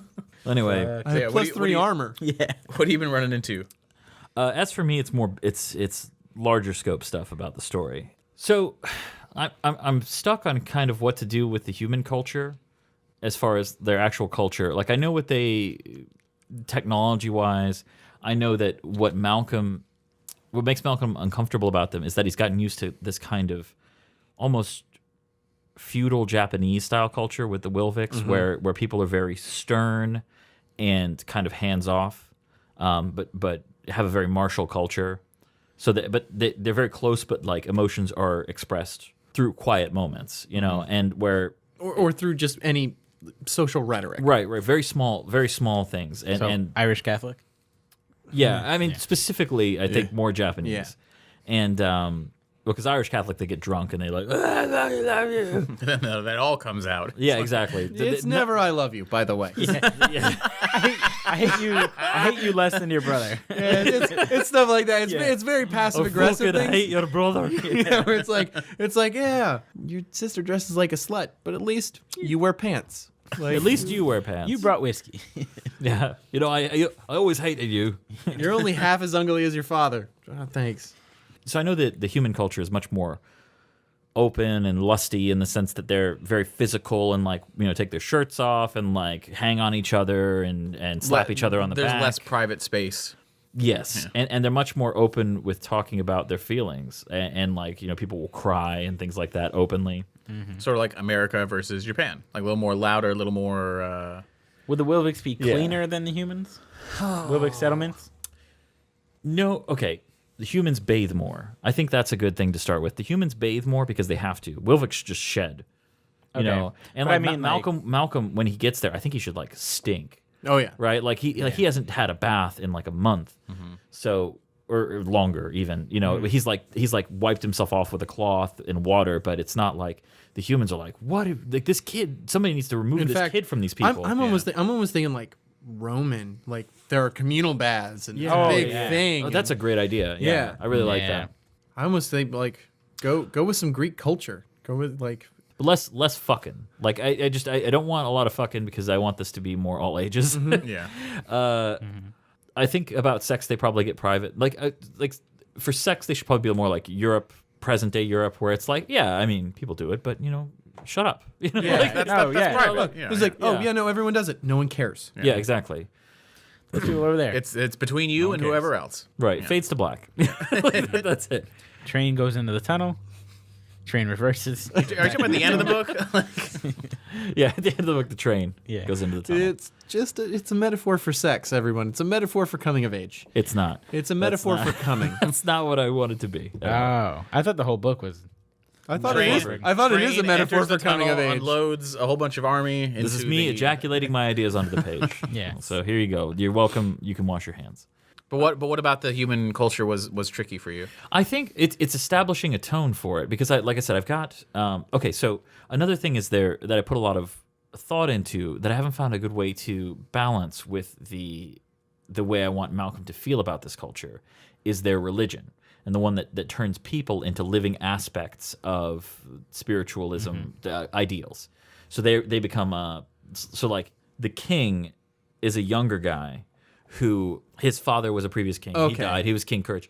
And he never got along with his father until he became the aspect of fire for his people. And his father wasn't going to respect him until he became an aspect. Then once he got his father's respect, what he had to do to become an aspect, he hated his father for it. Like absolutely hated it. And now Malcolm becomes the aspect as a way for the priesthood to kind of save face. They grant Malcolm the aspect of the beast because he learned to fight from an animal, you know, and Are all the aspects always taken up? Or there always some? no, there's I wrote that I have a whole list of like 20 of them, and only like 6 of them are filled. Okay, You know, at any that's given time. I'm saying that's good. Okay, And you can almost like that's almost a great half a page of like, oh, they're not always they don't always walk the earth. You know, they choose when to come down to fulfill, you know, the deeds they need to do. and I'm unsure if Malcolm should kill somebody. He should. in this book He should. because I'm thinking he does. My original thought was he accidentally gets caught up in this fight and gets emotional and kills a guy. In his world, that's you can't do that. can't. But in this world, they're like, oh, you did it. Great job. Or just Yeah. Not even great job. But You know, there's is this like a street fight or is this like in the arena? In the arena. Okay. Oh, they're I just think- like, oh, that happens sometimes. Big Yeah. sure this Well, guy he- should yeah, come up, he- give him a big old hug, and he's just like, "What? You're not mad? I don't understand. Because the Wilvix would Well, have they're, been. but they're like against this that, right? is this is a fair fight. He went in the ring knowing this was a possibility, so yeah. Well, specifically, that's what was supposed to happen. Okay, so Yeah. the scene currently, this may change, is that he wins a fight outright, and then this guy comes in who's like an old warrior and is like, oh, come on, like this is horse shit. Let me show you, and like tries to embarrass Malcolm, but he's scaring Malcolm as he's doing it, and Malcolm's like, whoa, no, like you can't, like this is makes him way like too a scary. cornered animal now. Yeah, like a cornered animal, and Malcolm doesn't move and decapitates him. Oof. And before he turns around and sees what he did, Kilvin just runs in and grabs him and pulls him out. And Malcolm's like, He's like, don't worry about it. you don't have to. The fight's over. Right. Fight's over. Whereas the thing is, like the humans are like, what? Oh crap! This kid is the biggest badass. Whereas if you did that, because previously there's a tournament that he's involved with in the Wilvix culture. They're blunted weapons and they're just doing it to show their technique. So if this had happened there, he would be shamed forever. But Kilvin's like, no, this is good. Like this is what I brought you here so this would happen.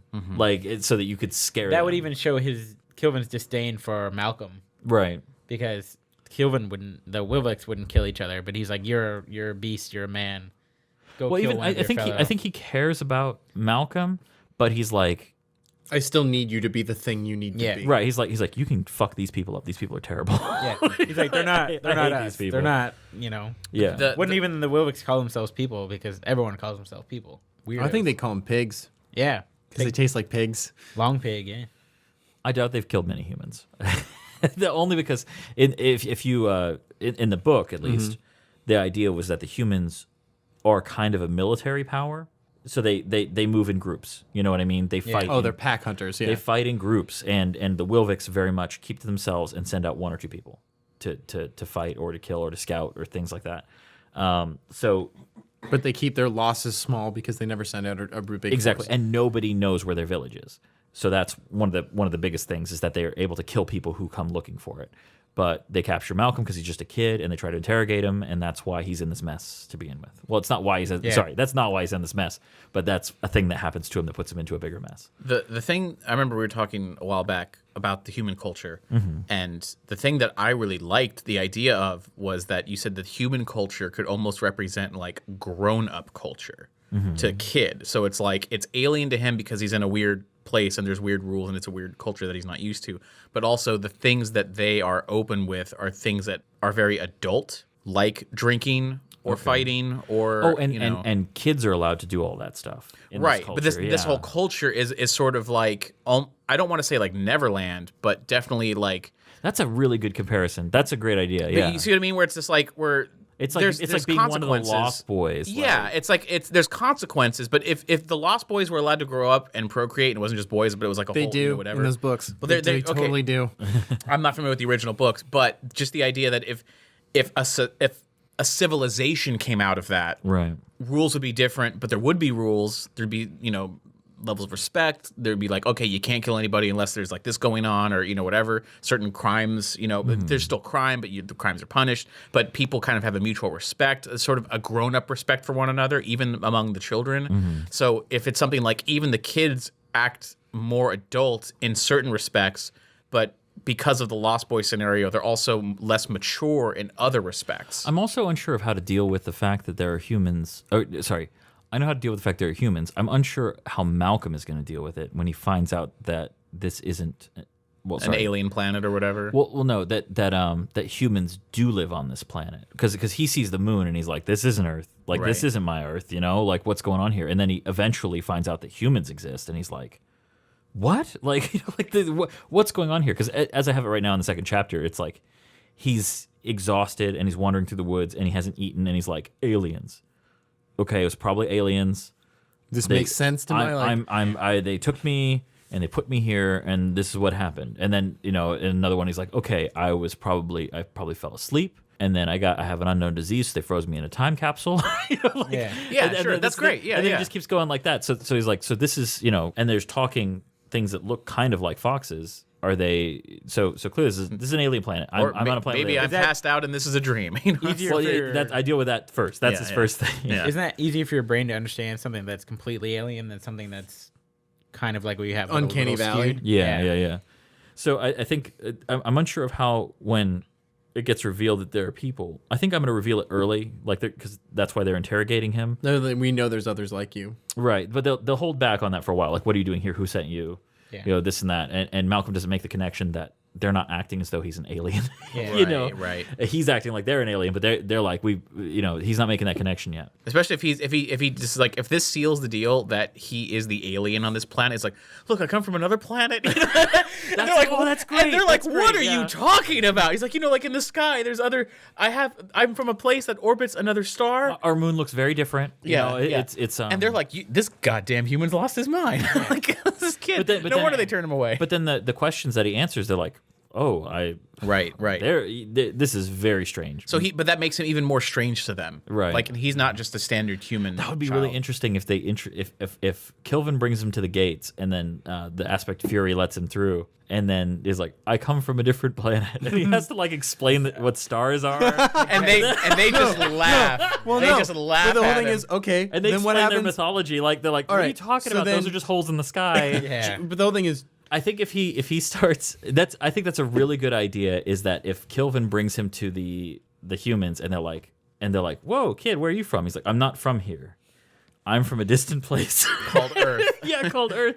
And he has to like explain, and they're like, what are you talking about? And then someone's like, your own planet's called Dirt. Yeah, something like that. and that would be great. And he's like, yeah, I come from a different planet. I don't know how I got here, but in my world there are big cities, and they're like bigger than this. And he's like, oh my god, way bigger than that. Like we have buildings that are a mile high. Like not where I lived, but they exist. And they're like, he has to try to explain what a mile is, and he's like, has a hard time even connecting with them on that level. Bragging. But just explaining the stars, like, no, they're really far away from each other. They're just the sun, only far away. Your sun is just a star, and it's really far away. And they're like, it's right there. What are you talking about? If I could climb a mountain high and if I could grab it. Yes, exactly. Because like, what was the Greek or scientist, whatever, was he estimated the size of the sun was like a. And how far away it was, he estimated it was like maybe like 100 miles away. It was like the size of like a bus or some shit. Like I can't remember exactly. It was one of the earliest. Yeah. It was one of the earliest ideas of how big is the Earth, how big is the sun, and he speculated that it was ridiculously small. But from their point of view, it was like Yeah. He did the math. He only It was bad. He but only did had the math. reference point of Earth things on the surface of the Earth. Right, so right. he was trying to get a reference point of like how big is the sun compared to where we are, and I think it's about this big, and it seems to go around us, and if it's going around us, it's probably like and he referenced it to like it's smaller than the size of a mountain. Basically, I'm wondering I'm wondering how far away that was from Aristophanes, who found out the probably exact- after. the exact Which is size funny. of the Earth Right, in right. 500 BC. I tell that to my And he must have been like, well, that's very large. Yeah, the Earth is so much bigger than the sun. Really, what it would have been. It's true. Yeah, because he probably would have believed the sun would have been like, no, yeah, they taught me that in school. I got it. But I tell that to my students all the time. Like the guy he had a stick, a string, and the sun, and he got the circumference of the Earth within like 6 inches or something. I think it was like 6 decimal places. Or No, like it's whatever. it whatever. was. But I'm like, oh, you can't do fractions? This guy had a stick, This guy had a stick and a shadow, and Yeah. and that was it. and he figured out the Earth. So Aristophanes. you can do mixed numbers. So yeah, I think that's a good way of kind of showcasing the differences between the human culture and Also, that would oh, explain a and- lot about how he views and where also- he is Right. and how he These- talks to them. These are great moments for comedy, and they're great moments for characterization, and they're great moments for you to like Malcolm, Yeah. which is I really need you More moments of liking to make Malcolm. me like Malcolm. It would, because it is great for a kid to be like, "Oh, I'm the one who's going to talk to aliens now." Okay, this He's is, like, I come in peace. I prepared my whole life for this. Like, what would you know about Earth society that you could explain to aliens? Like, right. Oh, yeah, what? that's Almost- what's funny, almost you know? nothing. I'm 30. What could I describe in depth? I think way more than you're going to give yourself credit for. Yeah. No, totally. But still, like, what would you even There would begin definitely with? be a point where they're like, well, how does that happen? And you'd have to be like, I don't know. Yeah. I don't. That's not my job. I don't know how I got here. Presumably some third party. Yeah.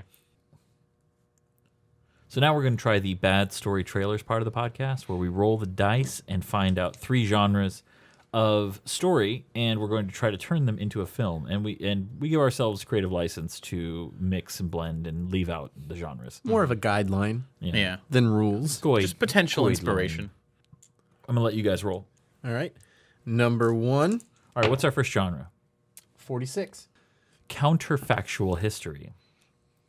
All right. It says, I Didn't like that we almost definition. write a movie about that once? That's very Did we? interesting. Lunacy. oh, yeah. That is counterfactual. Oh, good Lord, I forgot about that. Okay. It says, referred to as virtual history. It is a recent form of historiography, which attempts to answer what-if questions known as counterfactuals. It seeks to explore history and historical incidents by means of extrapolating a timeline which certain key historical events did not happen, or had an outcome which was different from that which did in fact occur. The purpose of this exercise is to ascertain the relative importance of the event, incident, or person of the counterfactual hypothesis. Fuck yes. Okay. So I mean, like Technically alternate history. yeah, it's alternate kind of. history. I It's like- what it sounds like. Okay. I like it. Next one. Yeah, Doug, you roll. Doug or not? I'll do it right here See in if front of me it's so I Doug can read or it. not. Do I, Doug? 6. 6. Girls with guns. Oh, we did that. We got to re-roll. Yeah, Yeah. re-roll. Yeah. We'll pick something less specific. 99. Ooh. Police drama. Okay. All right. Counterfactual, please. Like, These stories revolve around a crime that has been committed and must be solved by the end of the story, following a very generic and usually unchanging structure of events. The crime is committed, witnesses are questioned, an arrest occurs, and then a judicial conclusion wraps it up. Not quite as dramatic or action-oriented as the Dick Tracy style of detective shows. Law and Order. like the Yiddish Policemen's Union, whatever. I haven't heard of that. Oh, it's about instead of setting up Israel after World War II, all the Jews are moved to Alaska. Huh. Yeah, and that's the jumping off point. And That might have been a more fair way of doing it instead of after listening to the Dan Carlin hardcore yeah. history about they're just Oh, like, the British. yeah, the British just are like, hey, get out of Israel for no reason. Like, we know you weren't involved in this conflict, but get out. They had a map and they just drew a line. They're like, here you go. All right, number 3. We have 11. 11. Tall Tale. Ooh. We finally got Tall Tale. That is a humorous story with blatant exaggeration, swaggering heroes who do the impossible with nonchalance. I like it. Nonchalance. Instantly. I like it a lot. What? I like it. So what do we got? We got the tall tale. We got tall tale, counterfactual history, and police drama. Okay. So what if police drama involving tall tales? So what if Paul Bunyan was a vampire and then police had to hunt him down? What if it's somebody's... Okay, I'm thinking lunacy. Somebody's telling the story of the best policeman ever, but he doesn't understand history. Okay, yes. That's basically the plot of lunacy. I mean, like... Well, I was thinking, like, if someone goes back and changes, like... Because everyone says, oh, if you go back in time, you got to kill Hitler. You got to go back in time and you kill Hitler. What if somebody actually went back in time and killed Hitler, and the Earth is like way worse off because of it? So the police was like, who went back in time to kill Hitler? And we, and now we have to go back in time and save Hitler. How's it a tall tale? I don't know. Yeah, I almost think Hitler is a tall tale. We don't need all three. What if it's like what if they're in a don't bar? Know, they don't know why their world's so shitty, and they're like, they killed this guy, man, and he was supposed to be the worst guy ever, and they all tell their stories about Hitler is the tall tale. Yeah, Hitler's the tall tale, and they all tell stories about Hitler that are so fucking wacky.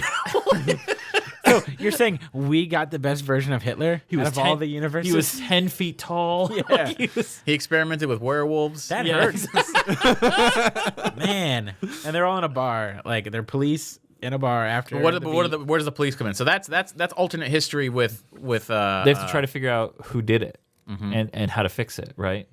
But how could you ever? That's like us. Then you need time travel. But then it's like Time travel caused the problem. right. But what if time travel caused a problem in our reality, where it's like, what if fucking Franz Ferdinand wasn't supposed to die, but someone killed him, and then it's like, so that person went back in time, killed Franz Ferdinand, and that's the reason why World War I happened, and all these fucking people died. So now we discover that that dude was a time traveler. The way to not have police to me again? There's a crime. They question witnesses. They arrest, and then there's a judicial conclusion. I have the idea. Well, I think German the alternative history thing. Yeah. We don't need to make reference that they know things are wrong. Here's my idea. What were you gonna say? German police questioning a guy for killing a kid. He's like, no, listen, this kid is gonna be Hitler. It's gonna fuck everything up. And he tells this tale of World War II, and they're like, That's a tall tale. You're full of kid. shit. So like he's being questioned, and the cops are just like, you killed a kid. He's like, no. Listen, this kid was gonna do this, and this. This is almost, that is like a Twilight Zone episode where you just say like Germany like 18 whatever, and it's like, sir, you're on trial for the murder of an innocent child. And everyone's like, oh my goodness, how is it so terrible? And then finally, when he gets on the witness stand, the end of it, he's just like, It was Hitler. He was Adolf Hitler, and I'm from the future, and I'm telling you, he was gonna grow up, and then he just gets executed. That's fucking Twilight Zone. So that's your tall tale. I like police that. drama. My thought was, and I like that too. My thought was, these guys realized that somebody went back in time and killed this guy, and they all knew that he was supposed to be a big deal because somebody came from the future to kill him, and it was kind of obvious when it happened. But they were like, okay, well, paradoxes can't exist, so they must have set up a contingency to make sure that they would still go back to the past and kill him, even after this world pulled off. We need to figure out who that's going to be, what their plan is, and stop them from doing it. So who's the next Hitler? No. Who's the contingency plan that they set up when they traveled back in time? Right. So to go back in time and kill Hitler again. You know how Bill and Ted were like, oh man, the keys aren't in here. You know what we should do? Yeah. We should go back to the past, hide the keys there, in there, and then we'll just, after we unlock this door with the keys that are now in there, we'll go back to the past and tell ourselves to hide the keys in there. So it's a closed loop. So if you were going to kill Hitler and make it matter, and these people are living in this universe, they're like, okay, there can't be a paradox, or else this wouldn't exist. You'd have to trick someone from the past into doing it and have them always do it. Right. So they're like, how is somebody going to go do it? Who's it going to be, so that the loop continues, like so this will be the present regardless. But that's kind of impossible then, because then you don't go back in time in the first place. It's not impossible. Because like you could set up a time capsule. You know what I mean? Like a bank statement, a bunch of trusts.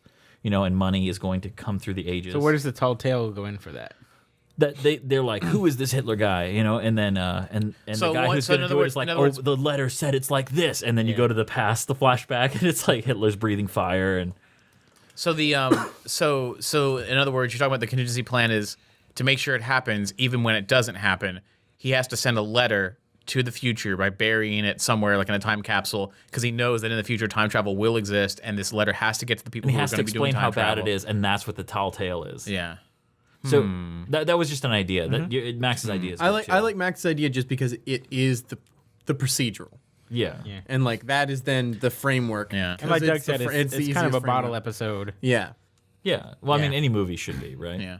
Well, I mean, the idea that if it was an episode of Twilight Zone, you would just be hearing about this horrible guy who murdered a child, and the twist is that in the end he's like, "I've saved the world. I just killed Hitler," and you're like, "I have mixed feelings now." So it's You're like, how do you wasn't plead? And there- he's like, guilty. I did it. There was Yeah. a car I'm happy. commercial where they did that recently. where they A killed car Hitler. commercial? Yeah. Did you remember? Did you guys see that? Oh, that's a great car. No, I would buy that a wasn't car. a real. It wasn't a real car commercial. It was. You're talking about where Hitler came to our It was present. a student project about make a car commercial. That's what Yeah.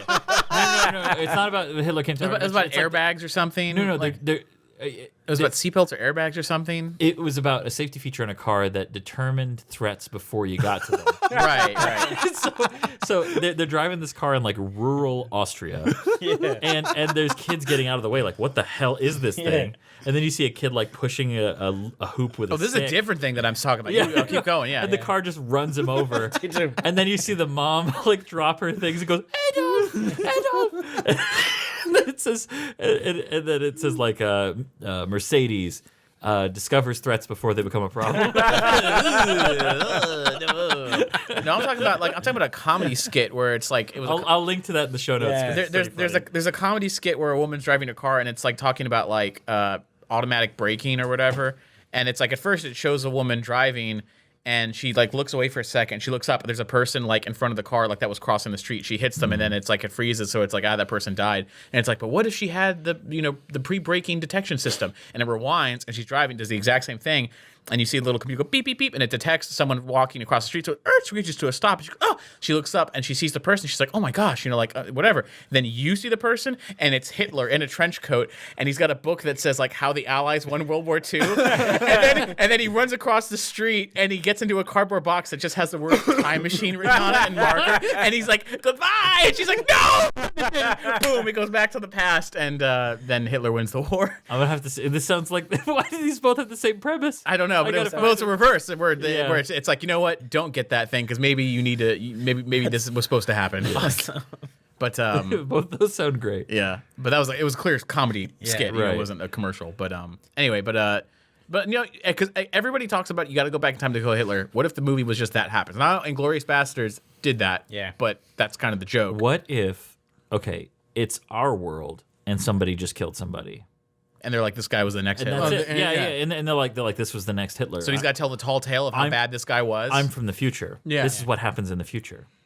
Okay, Dude. I like that. Dude. I 'Cause like that. The thing that's great about that is because the person telling the story, you don't know if he's for real or not, and you Right. can't prove it. But that's his defense. Like when he goes on, and that's the whole procedural He's like, part of I'm it. pleading guilty. Like, he's like, I'll take it. I'm sacrificing And for some the people, greater good. and some people are like, "Dude, you are insane." He's like, "I'm not insane," and it's like because you can't disprove that he's clearly sane. he clears every polygraph. yeah. And in everything, he's like, And when they're like, "Well, what does he do when he grows up that makes him so bad?" And that's the tall tale. Like it sounds so crazy. Like, wait He's a minute, this is a paradox. This is a grandfather paradox because if you killed him, now you're not gonna grow up to go back in time to kill him. He's like, it's okay, I already took care of it. Yeah. He's I like, set up a The contingency. best And thing he's I like like, about your if I- idea is we don't have to do Prussian accents. well, also that the other thing is that that's a contemporary film. Yeah. You know that I don't think have we done a contemporary film yet? I don't. Well, Yeah, we did the one about girls with guns, right? no that with Madge where she's like No, I thought that was yeah. near future because she's able to predict the corporate warfare and shit like that. I thought that was near future. no, I think that was present. Oh, I whatever. like this idea. No, yeah, Yeah. this is I'm digging it. It's because again, it's like And You then said the we Twilight Zone also- episode. I was like, we you know, get that to could make be our film. That we could get to be make it. our own monster, which I really like. yeah, and that's the tall tale is like how crazy stuff he does. You What know? if they're like, no, that doesn't sound so bad? He's like, no. He's like, people die. Like Yeah. a lot of people die now. He's like, a lot of people die. like, So was it's it- almost like Have you Was ever it heard Family of Guy when, of like- Genghis Khan? Like, what This what is was the the next one. what was that other Sean Penn movie where he plays the guy in jail for a crime and he's like they're convinced that it's a split personality, but no one believes it. Son of Sam, No. It's like Dead Man Walking. no. Oh, wait, no. Is it Sean Penn or Edward Norton?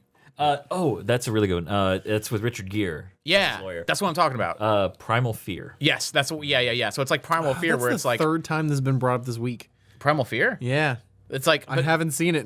the idea being like you don't know if this guy is for real or not, and that's part of the police procedural drama. So what's okay? So what do we call it? the next Hitler. You can call it the next Hitler. No, it's too on the nose. See, I struck gold last week, so I'm gonna let you guys Yeah, have a you chance. did.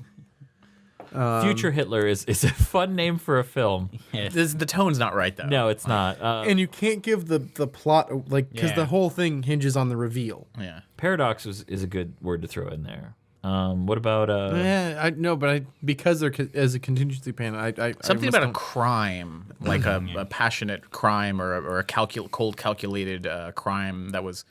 I mean, he's murdering a young person. a preventive crime. Like maybe not a baby, but he's murdering like a young man, like who's got kicked out of art school or something. Yeah. You know, that's that's why I hated the Jews. Yes. a clear, presumed guilty. no, a clear conscience. I like that. Is there a movie called The Clear Conscience already? I have no I'm just idea. gonna Who check. cares? I'm gonna check. Something about it, but like he's presumed like the presumption of this guy being guilty. He's admitted to being guilty, but he also presumed that the bad guy is going to be guilty. How about The Right Side of History? The right side of history. That's not bad. The rise and fall of history. Well, because people always say He's like during, yeah, but I'm on the right side of history. during yeah. debates they're like Yeah. you want to be on the right side of history. And this dude came back, and in his mind, pointed Which to is, a heroic which is, by the way, thing. a really bullshit thing to say. Yeah. Yeah. You'll thank me later. The opposite of that is, I'll pray for you. Because people will say like leaders who are evil will say history will exonerate my actions. Yeah, like yeah. history will be the Well, that decider. totally depends on if you win or not. Although I think And, the the, better and, that's, version. and this, I think this the better hero is going version to be saying that. Like the hero the supposed hero who killed an innocent person is going to be saying history's going to prove me right because it's going to be fine now. Like everything's going to be fine. And And there's no way to prove that. yeah. A Clear Conscience was a 1976 it was an episode of a TV series. Look up Right Side of History. and there's a short film. There's gotta a be- result, but it just says genre, biography, drama, history, and that's it. No. All right, we're doing that one then. The Right Side of History. Yeah. Okay. All right. So that's our film. I think the main character should be his defense lawyer, yeah, that would be great. and he's just talking to him like, and it's just he's like, And I'm he's not- convincing no, this no, guy. and the whole thing is when he's like, when I take the stand, I'm just gonna say I'm guilty. I'm not gonna tell them anything. And he's no, like, he's why? like, I'm going to tell him the truth. Or no, and, I almost- and he goes, I want you to hire a psychologist. Prove that I'm sane. Prove that I'm saying. But I almost think he doesn't even want to, like, why even bother going through? I was like, I'm going to tell you what the deal is. And when I go up there, I'm just be like, I'm guilty. Well, I think the lawyer will just do it, right? Because Yeah. he's like, I don't need a lawyer. I don't care. Like, Yeah. you know, I'm just, I And he's like, why don't you care? And then he tells him the story. He's Or like, if well, the lawyer's like, I'm going to save your life. They're going to kill you, but I'm at least going to save your life. I'm going to have someone come in And he's like, I don't care. confirm that you're insane. And he's like, I'll tell the truth. I don't give a shit. And you're going to think I'm insane, but I'm going to prove I'm not. You're going to see I'm not insane. So the lawyer tries to prove that this man is insane because he Yes. believes he's insane, Yeah. and then everything is like it's passed the polygraph. Psychoanalyst, he believes Yeah, it. At least yeah. he believes everything he's saying. But Yeah, that's fucking cool, man. Yeah. called The Right Side of History. Yeah. That's our film, The Right Side of History.